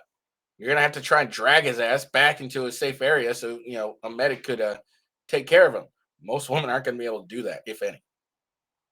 some women can do some things doesn't mean that all women ought to do those Oh, things. It's the exception, Yeah, right? yeah. And then it just proves that women need men. And back This to here is Isabella Moody. She didn't really say much this thing. She was kind of quiet. this post, like all the men commenting, it's like, okay, well, who's really to blame for feminism if men, these simps, like allowed women to have this power? And how do we actually combat feminism today? Because like you said, Yeah. women are controlling the emotions and they're the ones driving this hysteria and making the men vote this way and enforce these things. So really it's up to the men. And I saw your husband talk about how men need to create like men's rights advocacy They've groups in had them. Washington. They've had them Yeah. for over 100 plus years. The first men's rights advocacy group was in the early 1900s. The reason that it's so ineffective is because women are the biggest swing voters. Yeah. And so like that's why I would say women are more responsible for feminism because most men do not have political power other than one vote. And even if they do vote, women will always outvote men because there's more women than men. I do think though that part of the reason that women, I would say that men should be, they need to have higher standards when it comes to women. I do think that if women, like the reason why so many girls are on OnlyFans or are whores are because men still sleep with them. They're paying the OnlyFans subscriptions. I know it's easy, like this is not what's happening. This is what they ought to do. But if we ever want to change the culture, we have to start somewhere. And I do think that if more men's advocacy groups arised and more men were like, I'm not going to give women and feminists the time of day. If they're pro-voting, if they're feminists, like make it so unfavorable, bring back shaming to such a high degree, Mhm. as rabid as the feminists were, where they So- took over everything. So Like- I disagree with you. I think women want to be on OnlyFans because they enjoy being whores. So I've interviewed so many sex workers. They just like it. They get off on being naked in front of men. I don't think it's this like the men are giving that. Like I But think the men are there to be in front of. yeah, but they're also there to be Again, what about the men though? in front of when they walk outside. And I see this when I go to Vegas. Women just get naked on the street. Like you see them, they have like stickers over women. I've never seen women fight harder than for anything than the ability to be naked and the ability to be whores. Yeah, I agree. I think it's absolutely But- appalling, but I think men should have the discipline. And I know it's tough because I'm not trying to blame it all on men, but at the end of the No, you're blaming it all on men. How about women just have the discipline? Because guess what? Women are valued by their virtue, their conservativeness, and all that stuff. Women, that's what women are valued for by men. So how about women just control themselves? Because all that ends up happening when you sexualize yourself is you just get looked down on by men, and you lose prospects on good men. So it's far worse than for women to do this than it is for men to take it, I guess, or to accept it. I think that's the word I'm looking for. To consume it. All right, it's far worse for women to for women to provide it than it is for men to consume it. All right, the effects, are there some effects? But yeah, but they're long. It takes a while. All right, if you're a porn addict, you'll have some issues if you do it long enough. But the second you start sexualizing yourself on the internet, especially, that's all you're really thought of when you're a woman. That's all you thought of. day, it's like sales. It's like if there's no supply, if there's no supply. But I'm there's no saying demand. even if there was no OnlyFans market, like women would still figure out. There's been escorts, prostitutes, and so that's like the world's oldest profession. That's always going to happen. Well, I but, think but back to the whose fault is it? I think it's women. I think we're always bringing the blame back to men, but most women vote just because women have the opportunity to their husbands. They didn't have to pick it. I think we're ultimately responsible for all of society. Most men have very little to no political power other than one vote. Isn't it then fair to say it's actually men's fault for allowing women to do these things in the first Well, I place? think Okay, so that's- wait. that's I want to actually break that down. So, okay, you go get married. Let's just say tomorrow you find your chick, you get married. And then she says, I want to leave you and I want to take half your business and your stuff. What do you do? No, don't do it. Well, no, I really want to. No, please don't. Let me go Well, leave. right, but my point was pre-women's suffrage. it was men, it's patriarchy, Mhm. and then the men go, I had an idea, let's divide power Fine. amongst women. Yeah, yeah. Couldn't you then blame men Well, for being weak? fine, maybe 100 years ago, Failure of sure. But I'm leadership. saying any person born today or in the last 50, most men didn't have anything to do with that. Like you weren't alive, I wasn't Sure, yeah. alive. So yeah, sure, a few men you could say are responsible, but by and large, far more women have opted for this stuff. Far more women have gotten abortions. Far more women have gotten on OnlyFans. Only women have gotten abortions. Yeah. And Well, because, yeah. like you said earlier, when women get power, they're terrible. They don't know Terrible what to with do it. because they have higher rates of mental illness. They're just way more abusive. They are power hungry. Mm. So because men allowed those men Yeah. allowed them to have the power, and now women have the power. And look how terrible society is with the sexual revolution. And now it is because of women today and them having power. And it sucks because we can't go back in time. But Right. what can we do now? Right, but that's my point. If we're gonna go like back, if we're gonna make the argument whose fault is it, far more women are at fault than men because a very small percentage of men had anything to do with this. But I kind of feel like the generations just have different problems. Okay. I mean, if you go back to the stark patriarchy, there's war, the bloodiest war, Civil War, World War II. There's bad things that existed under patriarchy as well. And so if you look at society today and you say, you know, degeneracy and these things that came from sexual revolution, these are bad things. But does it mean that it like was there ever a utopian society? I mean, No, how do we weigh no. the problems today against the problems of yesterday? There were always problems we're trying to fix. And Well, also, I think the problems of the past were more due to like lack of certain technology we have that improves things. So we often conflate the effects of like the industrial and technological revolutions with the social revolutions, which feminism is by far the biggest and most significant social revolution of all time. It was not an organic grassroots movement. It was totally astroturfed. It was completely engineered. It was societal engineering. But I think this is my hot take is that we're not going to fix this. We're not going to culturally go back. There's no going back. But what is going to happen is this is completely unsustainable. This situation, totally unsustainable. And here's why. Birth rates in South Korea right now are 0.78. In the United States, in the entire Western world, in fact, in the whole world except a handful of countries, it's well below replacement. I disagree. I agree with everything you just said, except for there's no going back. I think what you described is going back. So when you look at the birth rates, yes, in the United States it's below replacement, but look at the conservative birth rate. It's not above replacement, it's not, but it's higher. Yeah. Which means that there's this dip happening predominantly among liberal groups Yes. and feminist groups, Yes. and it's much lighter against conservative groups. Yeah. So what Tim is saying is basically the same argument Andrew Wilson makes is that we're just gonna end up like the conservatives are just gonna end up eventually, all right, outnumbering. I know that's the correct word, but it sounds wrong to my ear. But we're gonna end up defeating the liberals because we're having the kids. We're putting the values down on the kids that they're going to strive for and eventually make the policies of. That's what Tim's really getting at. The problem is we're also sending our kids to indoctrination camps, which is public school. Which means over a long enough time scale, conservatives rebound, liberals. That's exactly what's going to happen. But I don't think it'll be going Yeah. back. It'll be a rebirth. well, It'll look different. And it's I because- also disagree that that's really going to happen because you can't make your kid be conservative. And Well- I've seen kids and maybe this is anecdotal, but I've seen kids with very conservative parents come out very liberal. Right, It they're is sending their anecdotal. children to They- college. Yeah, I- they've actually done studies. If the greatest single predictor of what your political ideology is going to be is the ideology of your parents, there's actually No, there's- that's so there's- before the age. hang- No, that's before the age of 25. After 25, the is- number one is your husband's. there It's your is spouse. there is a genetic component to Mhm. political beliefs. Yeah. People are uncovering more and more. But if you homeschool your kids, you definitely don't send them to public. There is a good chance that yes, your child will be conservative. If they get married, then that's There's- No, no, there's no, a- Pearl, you are correct, and I think you're going to agree with me. You said that you don't think it's going to go back because you can't guarantee your kid is conservative, but after 25, the husband is the biggest predictor. So- Husband's number one. Second is so- where you live. Third is Right. parents. Yeah. So let me bring up this image right here. This is just a Mhm. couple of the data points that we've seen from various countries. Men skewing conservative, women Yes. skewing liberal. Yep. So Pearl, what happens So- at 35? Okay. So, but women aren't going to get married. Right, That's right, Wait. I want to, and women still have the most political power. So- Go ahead. Right? Do you believe that all women hold these views?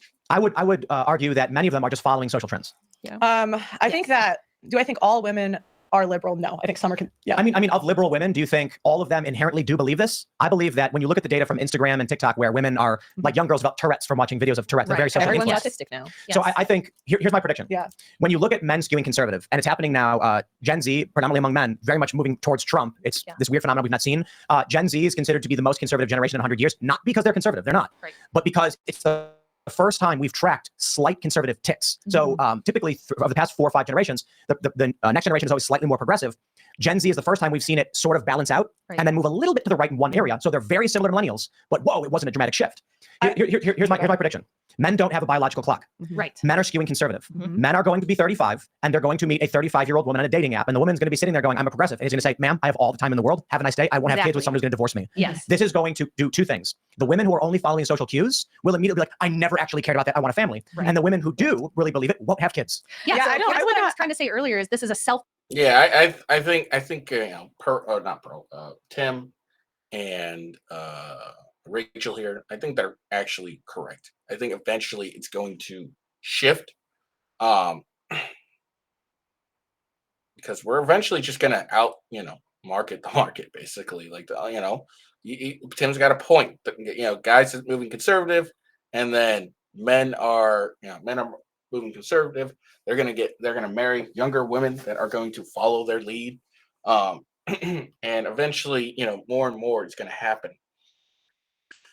And Pearl just brought up an antidote. I know, someone who blah blah. Yeah, but let's be honest. Like, my parents are. My dad's more conservative. My mom's more liberal. They're divorced now, but I followed more of my dad's trend. And I also think another portion of this is when you get into the real world and you start actually dealing with real world stuff, you end up realizing all that liberal crap is just garbage, anyways. Sure, there are plenty of people, but when you start actually making a decent living, you realize that this liberal crap's kind of garbage, kind of pointless. So I think that's another thing as well.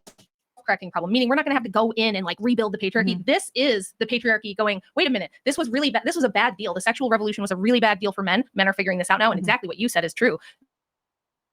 Men can wait. They don't have to start a family before 30. And by the way, women aren't having children until they're 30, 31 years old now, which is why the birth rate is so low. It's not because people are having no kids. It's because we're telling all the women to spend their fertile years in college, going into debt and building a career. And we think they're going to flip a switch at 30 and just start popping out babies. They have one, maybe two, because it doesn't make sense to have all that debt and invest your whole 20s in your career and then suddenly stay. This is what I. But the men aren't gonna keep going. Yeah, this is If- what I would predict in terms of outcomes. Young women have no evidence that they care what men want. When you poll them, they say that they care about men, like they care about traveling more. They care about other things more than men. If I had to predict what the future will be, I would say single parenthood. And I would say that IVF is going to, and women are just going to have kids older and older. It's actually going to get to the point where they don't need a man. They can just get a sperm donor. That's true, but I don't believe it will outweigh. No. I don't think the numbers can ever reach that point, especially.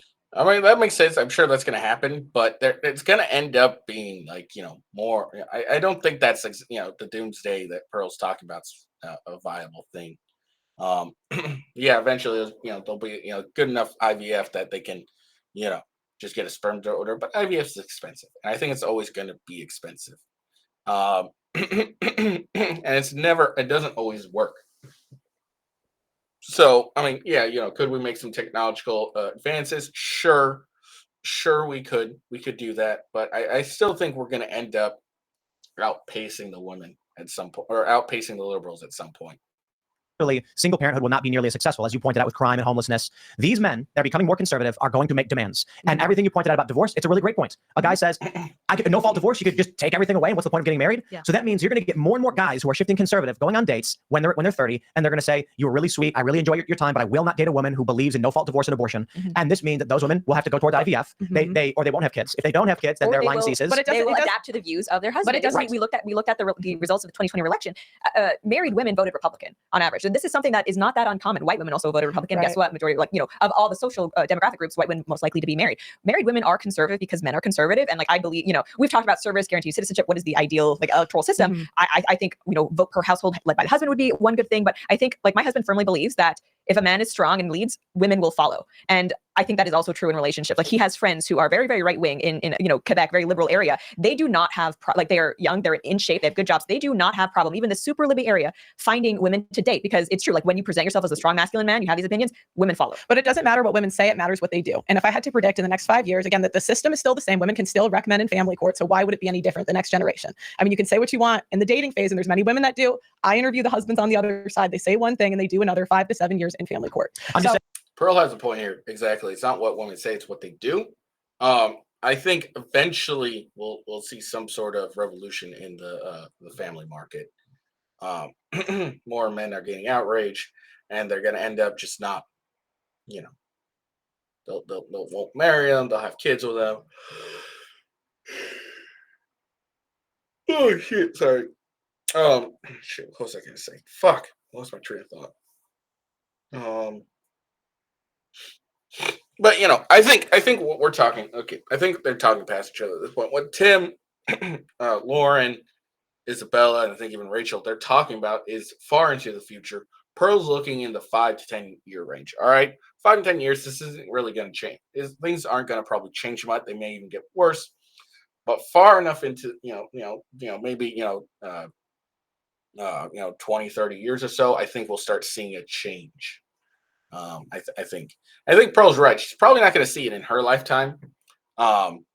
But I think eventually, you know, in our maybe our children's timeline or our children's children timeline, we'll see a change. Thing. So Divorce rates are actually going it's math. down. So the only reason it's going down is because COVID set the numbers off. But That's one, and the average time before marriage is going up. And So- nobody's so- getting married. And also, yeah, I was gonna say that no one's getting married. Also, and no one's getting married. yeah, Yeah, but no one getting No- married none wouldn't of- affect the divorce rates. Law, morals, none of it matters in the mathematical argument. Mhm. If it is true that even if like there's still going to be high rates of divorce, the fact that men are becoming more conservative, this is going to apply a pressure that over a long period of time there will be attrition away from divorce and abortion and all these things. They'll still exist. They'll still exist for a while, but over a long enough period of time, if the math is trending this direction, even if it's 0.1%, this is why casinos make money. Yeah. Most of these games are 49. You know, if the casino has a 50.5% chance to win to your 49.5, they don't care if they lose $1,000 because over the long enough period of time, they make money no matter what. yeah. I just think that's selling dreams. Okay, guess. 10 years from now, are there going to be more single mothers or less single mothers? Guess. More or less. In 10 years Okay. more. Okay. In I 10 think years. In 10 this years is time. a- I want to It's go not through going to these. happen, like you said, in our lifetime. Correct. It's That's not the- going to be corrected that quickly. But this I think will accelerate because men are realizing they don't have to play these games and they Mhm. don't have to participate in the system. And I think one of the biggest problems that we have, and Lauren talked with my husband about this, is the fact that throughout all of human history, marriage used to be a contract between two families. Mm. It had sacramental and religious and spiritual significance. It's a contract through the state. It's a license you get at your county. That's 100 years old. This is a very new idea. It failed miserably. We shouldn't be surprised that everyone's getting divorced because who cares about your silly contract? It's like a roommate agreement. It's easier to get out of than a cell phone contract. It's easier. meaningless. It is easier to get out of a marriage than it is to get out of a lease. It Yeah. is. How It really insane. is. For women. Yeah. Oh, right. Yeah. So I think another thing you're going to see, another trend we're going to see, because men are going back to religion as well at a higher rate than women. Like serious traditional churches are seeing a huge influx. Like the Orthodox Church, I think 80% of our new converts are like young men. That's great. Women are going to like Wicca and astrology and all this garbage nonsense. Crystals. But men are going back to like the traditional churches. And I think what they're going to do is they're going to say, I will marry you through my church. We will have an ecclesiastical marriage where our church and our community kind of govern the terms Right. and enforce the contract rather than just going through the Yeah, state. I just wouldn't predict it because even if you do that, you can't out religion the state. At the end of the day, the state is still the enforcement arm. And if you have children in this country, they're not yours. The state doesn't matter. All that matters is cultural enforcement. I think Tim kind of overlooked what Pearl just said there.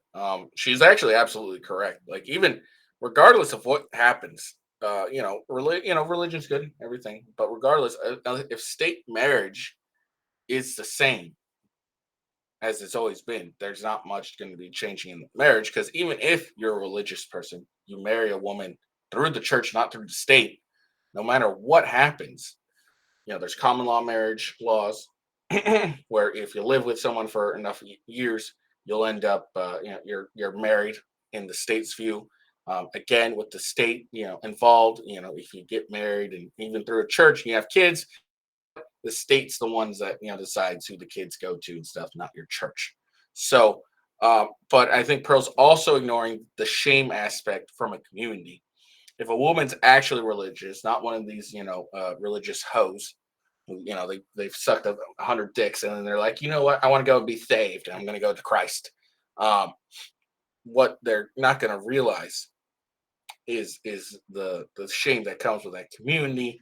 And what's gonna end up happening is these women are these women that'll do this, that'll go and do a marriage through religious, through the church, and then they go and they have kids and then they leave their husband because of, oh, he's not nice to me or he didn't talk to me nice or whatever the fuck the reason is, and takes the kids. What she's going to end up then facing is ostracization, meaning she's going to be ostracized from her community, and women are social creatures. And if you ostracize them, you put them alone, they regret, it hits harder than them. Men, we can, if we're like it can suck, but men, I think, handle loneliness far better than women. Meaning like being away from like a group, like they don't need that, they move forward at their own pace. They don't take social pressure as hard as women. And I think that's what Pearl's missing is that group dynamic where, all right, cool, you do all this stuff, and then your group, all your friends, all your fam, well, not maybe your family, but your friends at the very least, well, depending on your family, but your friends, your social group, everyone's going to end up just shunning you. You're going to be shunned away, and there's not much you can really do about it. And that's going to hit women a lot harder than it hits men. That's why. no, it does no, matter. That's It why does it's like matter. in Boston, for instance, it's illegal to put a pie on your windowsill on Sunday, but everybody does. There are a bunch of blue laws that exist in the book that are never enforced. Right. It's because people fear more social than they do legal. Mhm. For instance, why are criminals still going around raping and murdering and shooting despite the death Mhm. penalty? They don't care. But why is that cancel culture dramatically shifted major parts of our market for the past 10 years, only up until now? Why did Target abandon, in many locations, the Pride section? Cultural enforcement is stronger. When you have people who grow up in a rural community going to church, and that there's a man and a woman, and they think to themselves, if we get divorced, it is going to cause major cultural problems for us at church, at community, in our bake sales, in the fire department. We can't live with that. We have to deal with it. The pressure is on them. If you're in a big city, perhaps yes, Mhm. but cultural enforcement dictates how people behave. If they could pass a law, and as long as there were cops in Seattle. Antifa was threatening a guy. The guy's backing up. And he's like pointing at him as he backs away. Cops jump out of their car, arrest the victim. Why? Because the social order in Seattle and Portland is we do not take action against the far left mobs. So the cops' mentality is if I go after the protesters, I'm gonna get into a fight, people are gonna get mad at me, and then I'll be on the news as attacking peaceful protesters. Just arrest the victim and it all stops. But there is no cultural enforcement that shames women for doing that. I can even look at conservatives. I mean, I have a list here of all the conservatives that are divorced. It's not, I mean, look at how we handled the Crowder situation. Look at Lauren Southern. She just got an article written about her poor divorce story. There's no shame, even from conservatives, for divorce. I think the movement. I think Pearl has a good point. Eventually, you're going to see a lot of these conservatives starting to actually start having a fucking backbone, hopefully, where they're going to start shaming these women for their poor decisions. They're going to talk about Crowder. Everyone knows about Crowder. His wife divorced him, and everyone was on her side, not his, pretty much. Like, majority of people were on his side, even the fucking trad wives and the conservatives. They were all on her side.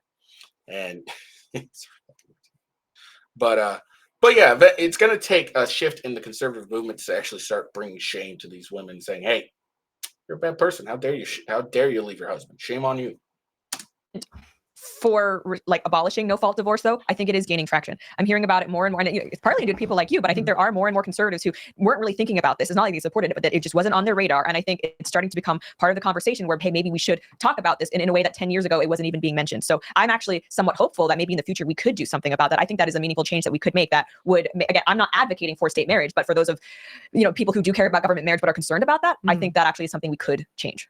Yeah, I think it sounds. I hate to be a pessimist. I just don't see any evidence that's happening. That's like we could say, we want that to happen, but it's not like a wish list. I have a question. What is the number one podcast among women? Probably some murder one. Probably call her Daddy. Yeah, That's got to be because I they believe were that's close. right. They were close to Joe Rogan. And what do they talk about on that show? Sex. Yeah, Yeah. It's how to like, give proper blowjobs. yeah. It's kind of wild because And she just got married. That's a crazy thing. I was thinking about this because it is largely true crime. Women listen to a lot of murder mysteries. But I think was it Call Her Daddy? Yeah. And it's like kind of vapid, degenerate sex talk. And what do guys listen to? No question, it's Joe Rogan. And what does Joe Rogan talk about? Protein, MMA. My husband loves really? And cultural news and political news. Yeah. And so I bring that up because I'm willing to bet the majority of people listening to the show right now are dudes. Yes. Yeah. Yeah. And it's interesting because on YouTube, my audience is probably for my political channel around 80% male. And I was excited when I started my pop culture entertainment channel. I was like, finally, I can have more girl audiences because we're just talking about movies. No, 95. So I don't know. I guess I'm not talking about the right movies. Yeah. Or the right activities. Yeah. So I had a question with the Crowder case. I told you I was going to. Oh shit! Here it comes, getting down. I think we'll finish up here, and I think this is going to end up being a part 2, honestly. 'Cause I didn't realize I was going to stop and have so much information I was going to give. So I think tomorrow, instead of a regular reaction I was going to do, I'm just going to do part 2 of this. Yeah. To bring this up. Why, you said on stream there's some information behind the scenes, but if you're willing to say, this vague stuff, like what is it? So officially my stance is, aside from what I've already said, Crowder and I currently work for, and he used to work for Blaze TV. We do actually have, some NDAs and non-disparagements, so I will not be commenting further. I don't believe this for a second. Laura, I think you're fucking lying here. I think you've realized you fucked up. All right. You were on the wrong side of your so-called I'm a trad woman, trad wife type shit, and you're complete bullshitting here. I don't think you actually do have an NDA. And here's why. Well, I'll show you why. But Pearl has a point. Is you said all this stuff. Oh, I have some secret information, and now you're all of a sudden you're going to hide behind an NDA. I don't believe this for a second, and I will point this out here in a second because something's going to pop up here, and I'll go more into it. And I know that's frustrating, but that's why I'm not. But then why did you make I'm on Crowder's side. Yeah, but why did you make like 5 videos on it if you're going to say now I can't comment? Oh, I can't comment on what is not publicly available. Okay. I can talk about what publicly is out there. Okay. So publicly, Hillary and on video. Also, she was able to say this before, but now she's with was she with Blaze prior to the Crowder's away from Blaze? The NDA doesn't make any sense because was Crowder still with Blaze TV when he got divorced? Hold on.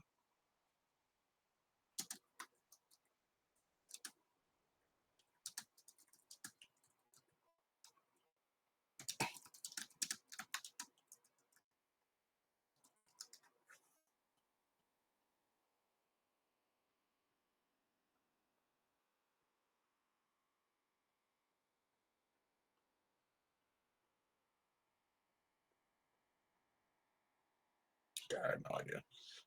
I don't remember, but even if he was, then now he's no longer. I don't see any non-disparagement of former employee. I don't think that would be a thing of non-disparagement for. So I don't believe you, Lauren. I don't think for a fact that you actually do have an NDA. I think you realize that your whole trad wife stance, what's really showing is what really is you're actually a feminist because every time they harp on women, you always go, but what about the men though? And you think it seems to me you think men are equally as responsible than to the problem with society as women. It's not true at all. But what was I saying something there. But yeah, I don't believe she actually has an NDA. I think she's fucking lying through her teeth. I think she realized, well, my whole niche now is the trad wife thing, and I was going against Crowder when all of a sudden I was when it was easy to. Now that it's kind of showing that the bitch is kind of fucking crazy and a fucking liar. Now it's like, oh well, I don't know now. So now I'm gonna hide behind an NDA, but I can't think of an NDA that says you can't disparage former employees. I guess I don't know. Hold on. Let's see. So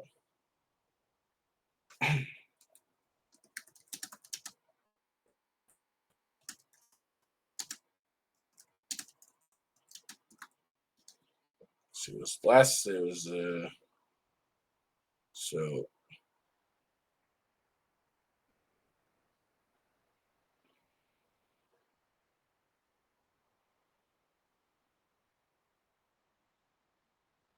okay. So she joined in 2018. Crowder left around 20. Wait, when did Crowder leave?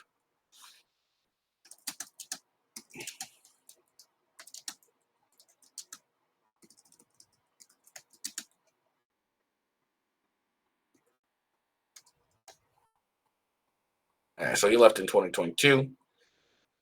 So she was part of Blaze TV when she, started making all these other comments about it. Now she has some secret information. Now she's like, "Oh, I'm behind an NDA." I don't believe you.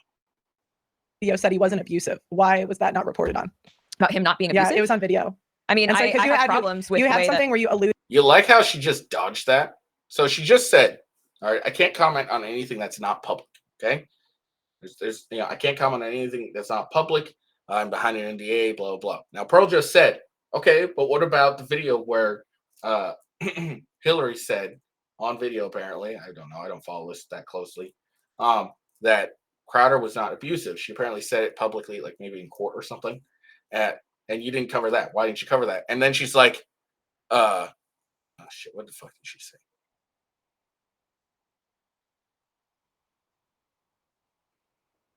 Okay. Video. I mean, And so, I 'cause you have had- problems with you the had way some- that See, so she's like, I mean, I have problems with, and she's going back to Crowder, but she doesn't address the actual question. And I wish Pearl actually, I don't think she harped on her enough for this, but I wish Pearl did. Is like, but okay, you say you can't comment publicly about it, but why haven't you commented about Crowder's own wife saying no, he's not abusive, and anything like that? Whatever the fuck she says. Hold on, let me see.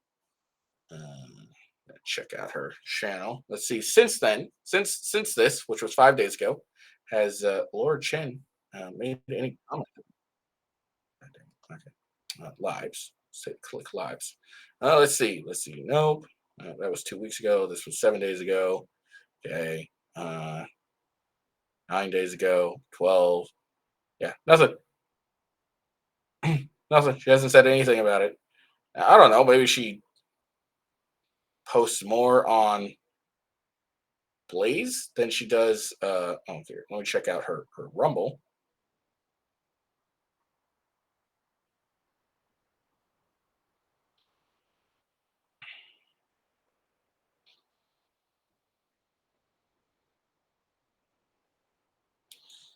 Jesus Christ. All right. Hold on. I'm just saying. I want to see.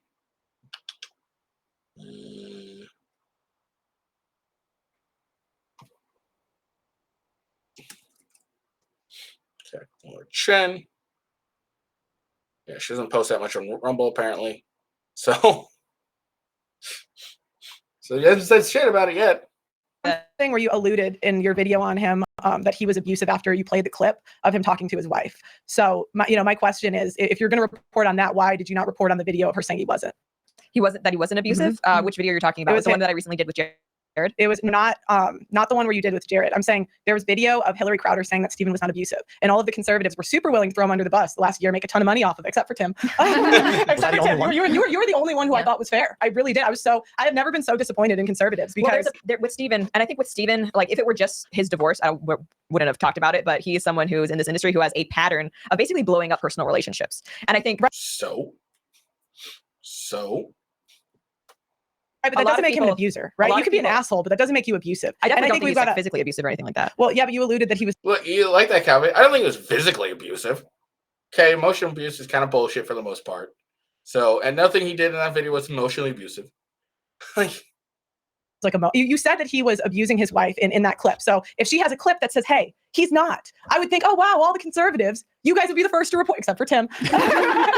He was the only one who did, and it's like you were willing to make video. Yeah, but if you're, are you asking like the ring cam footage about him? No, it talking was to his wife? video of his wife in court, and she said, you like how she's kind of dodging it. Like Pearl's already explained to you what she's talking about. It was a video in court where she said in court under I assume under oath saying he's not abusive and everything. So there's video apparently out there for saying that, and Lauren Chen didn't report on it.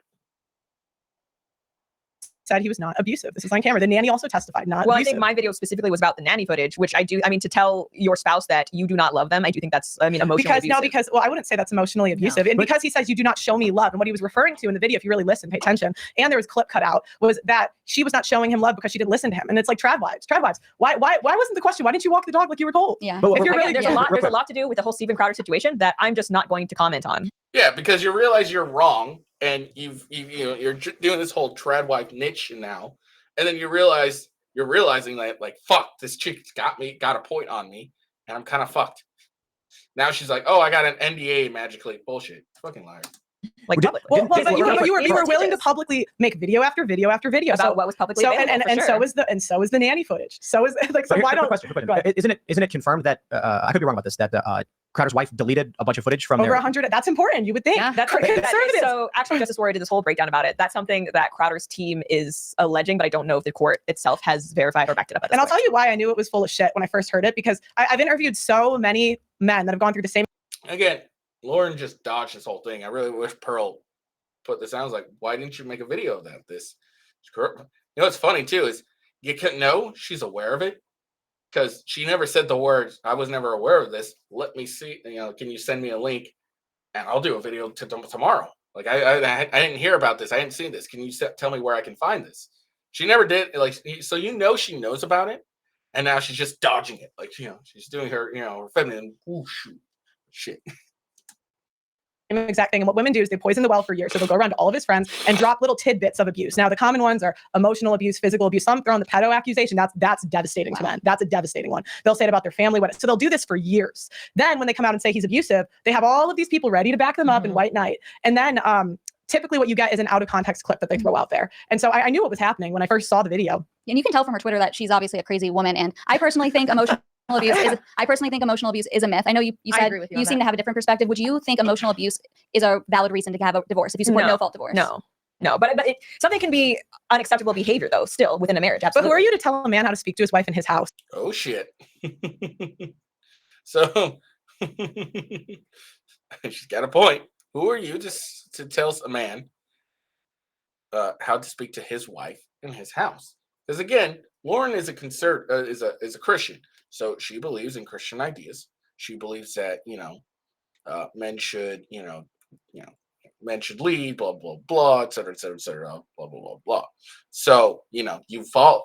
It's up to a man to decide how he wants to speak to his wife. It's not up to you, and we'll get into this in a second.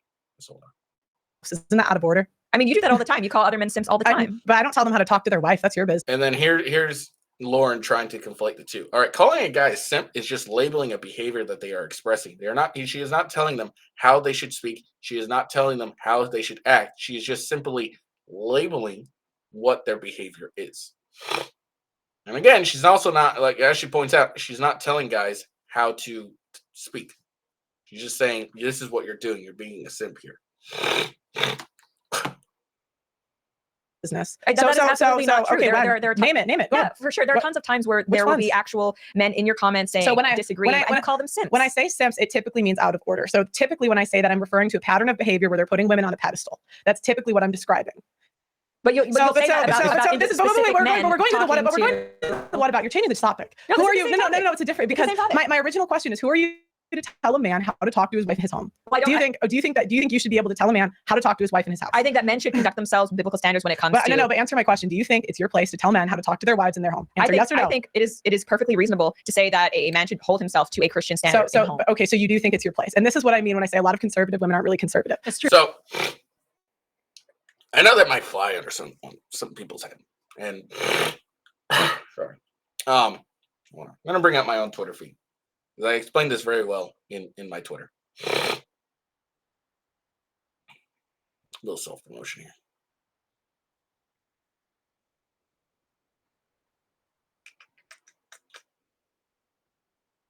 God, I hope I can find it. Nope.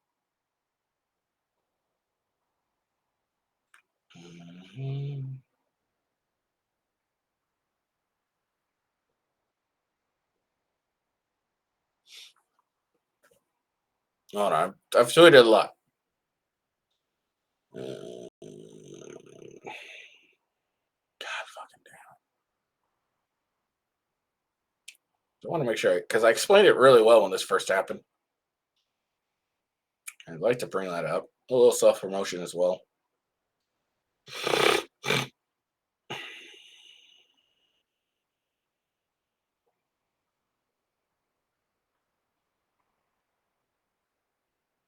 Okay, cool.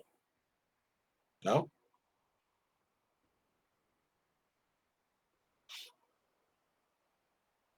Cool. Wonderful. Let's share this.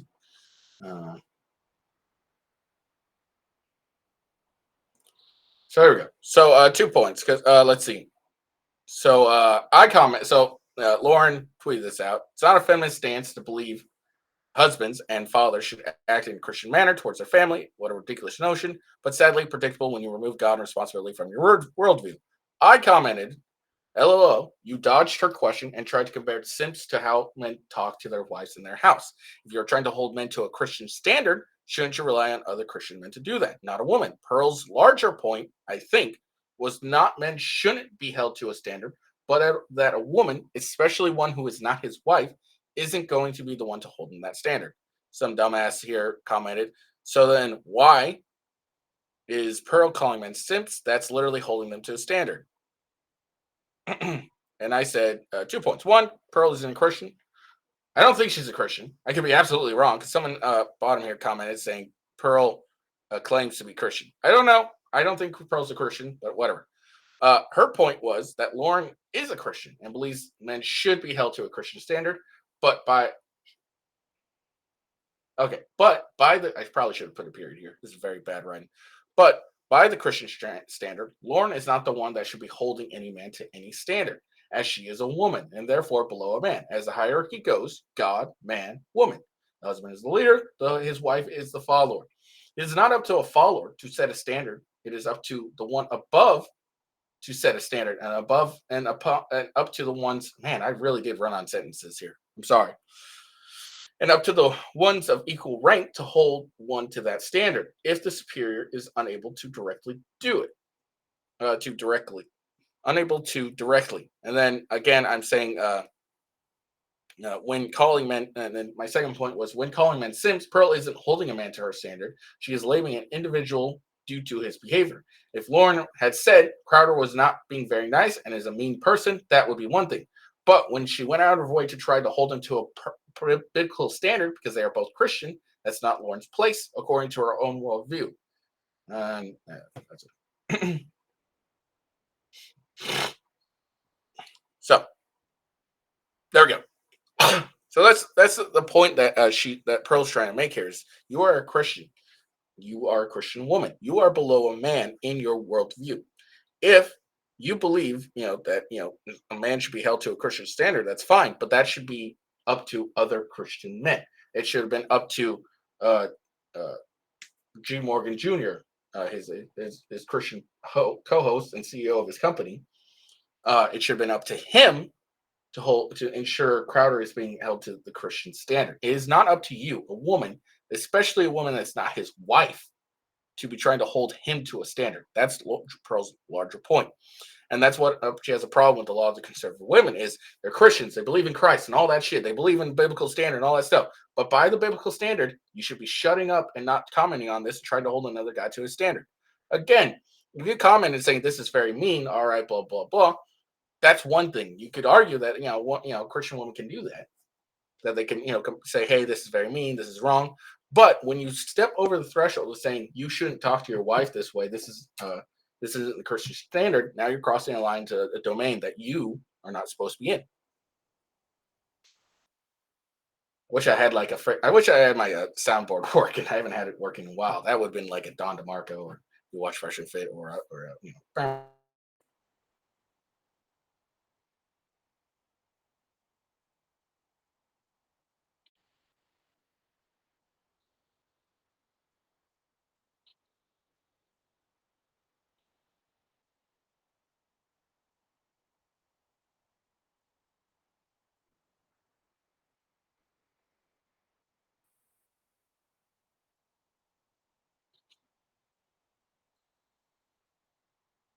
Look, I only have one question for Lauren Southern. Did you fuck Destiny? I have nothing. I have no idea about Lauren Southern or anything. I just know there's a big old thing about like her and Destiny or some shit, and Andrew likes to ask Destiny whenever he talks to him, like whenever Destiny gets into personal attacks, he asks Destiny, "Did you fuck Lauren Southern?"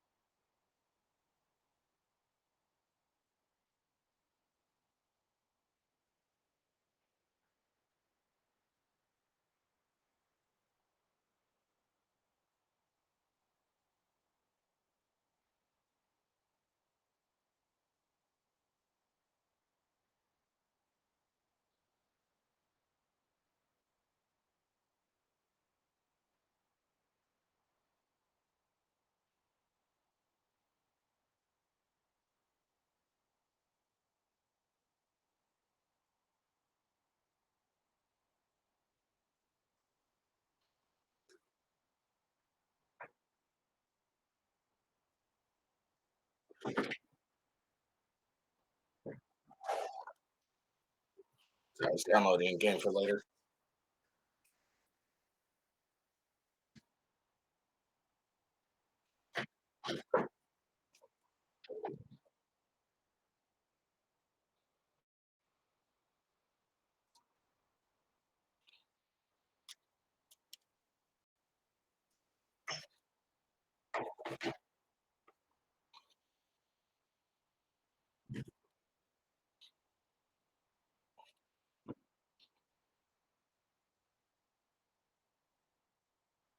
And here's the thing: they're also young women. They're young women doing this who are like in the midst of trying to raise children and all that shit and stuff, trying to tell other women how to do things, but they're doing the same thing that other women are doing.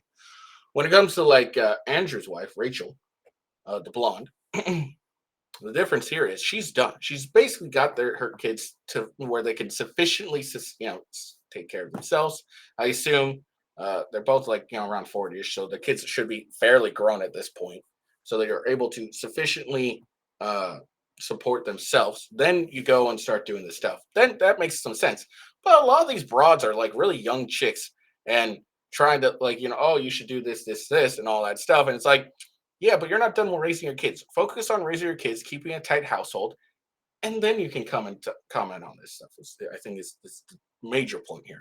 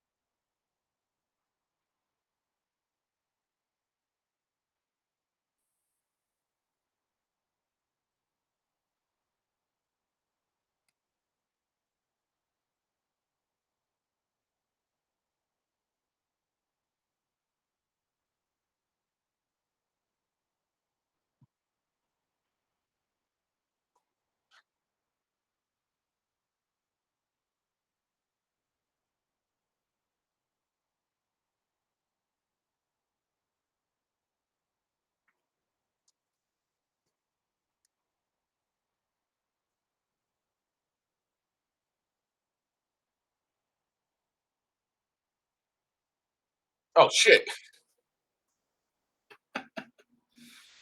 Fucking hell! I'm a goddamn idiot. I'm sitting here just like commenting, and I totally forgot to bring this back. All right, hold on. Because I'm like, whose tradition, what tradition? That's very But that's what we never talk about. A lot of times when men leave, it is because there is a negative behavior that we don't talk about. Why? For example, out of order. So typically when I say that, I'm referring to a pattern of behavior where they're putting women on a out of order. So typically when I their first thing is their tone. yes, the tone policing. Okay, I think this is roughly where I left off at, where I unshared this.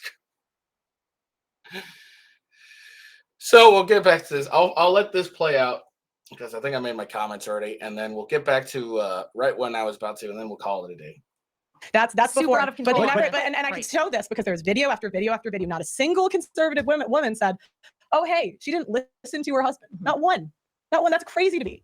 And then we want to say, like, men go get married to conservative women. Most of them aren't really Well, conservative. let's bring up the Lauren Southern story because I think this was actually a big component of Lauren's story. This Mhm. article was written, I think it was Unheard. It was written by a woman who got divorced. And in the story, I think one of the issues was Lauren realizing that just being this obedient, good wife to this man wasn't working. He kept threatening to divorce her, and it seemed like nothing was working. That was her. I believe Yeah, that's her side of the story. For sure, for sure. And so I doubt it. But that's the You were just, okay, let me get this straight. Okay. So nobody asked question. You were this perfect angel. You were a perfect angel. All you did was listen to your husband, and then he threatened to divorce you all. But did you guys hear the story? You believe this? Come on. But that's why I mentioned biblical patriarchy. Lauren talks about how even before they were married, he would do things like leave for days on end, or like not talk to her. There were Why red did flags. he leave? And that's what we never talk about. A lot of times when men leave, it is because there is a negative behavior that we don't talk about. Why? For example, what if she cheated? I'm not saying she did. I don't know. What if she cheated? Would that be an acceptable reason for him to leave for 3 days? I know, but, But we the don't know- point we don't know, is, 'cause even all- if that is but a red she gets an flag, you article. have a She gets an responsibility as a woman article. to choose Sure, sure. someone, to choose a strong leader for yourself. We- So if you're going into this 4 months and you're already seeing red flags, it's not trad to say, I will marry him anyway. Like, I've not Yeah. seen Christian dating accounts say, ignore Was all the he a red flags. Christian? Are they a Christian couple though? I think he is. Is she Christian? Catholic. Like, what are we? Yeah. So, but my point is that I like Lauren, but she was kind of portraying as this is why my trad relationship didn't work Right. out. I don't think it was a trad relationship. Yeah, like, look at that. No, It but just- that's my point. Even trad women do not behave trad. That is what that is- is. what So when really I says say that. traditional, traditional is family first above all. The family comes first before me. But I think maybe there's a bias in the system because the women that we hear about are prominent political commentators that Right. are working women. Yes. The traditional mothers don't go on.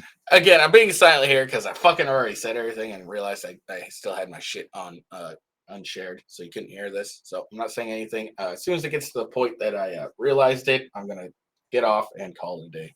This is a really good point in terms of the rise of feminism as a whole. All these news articles and these columnists, these women writing about what women should or shouldn't do, Mhm. are not traditional mothers. They're working women in Yeah. offices, Mhm. so they have this natural bias. My life is good and everything I'm doing is correct. And then the women who are like, my family matters more than anything else, and I'm not concerned about what's going on outside this house. What matters inside this house is my thing. She's not writing these articles. We're not Right, hearing her right. perspective. Well, I mean, I don't call myself traditional or conservative because I'm like, whose tradition, what tradition? That's very Yeah, vague, very yeah. nebulous. And conservative, we haven't conserved anything. There's Yeah. nothing that's been conserved. So I spent 20 years raising a family before I started doing this, and I kind of got into it by accident. I wrote this little book thinking maybe my dad would read it and maybe my grandkids would read it, and it just kind of blew Now up. you're killing it. So now here I am. But I have 5 children. I've homeschooled them. Like I spent 20 years in my house, in my kitchen, chained to the stove. No, I'm just kidding. Doing all of that before I started making commentary on this sort of thing. And yes, I'm sorry, but if you have a whole career outside of your marriage, that complicates things. Mhm. Women don't want to talk about that, Mhm. about how difficult it is when you are over here trying to hustle for your career and you have All right, I think I left off around there. We're gonna call it a day because I gotta go and get to the gym and all that stuff. So, okay, I hope you guys enjoyed the video. We'll be back here again tomorrow for part 2. I'll probably take longer tomorrow and finish everything up, and we'll call it a day then. Make sure you like and subscribe. Give me a follow. If you guys liked it. I had a few people pop in and out. Eventually, I hope to get a decent amount of people that will follow me live and comment, but not that interesting at this point. Anyways, I hope you have a good day. Peace out. And pardon me. I will see you later. Peace.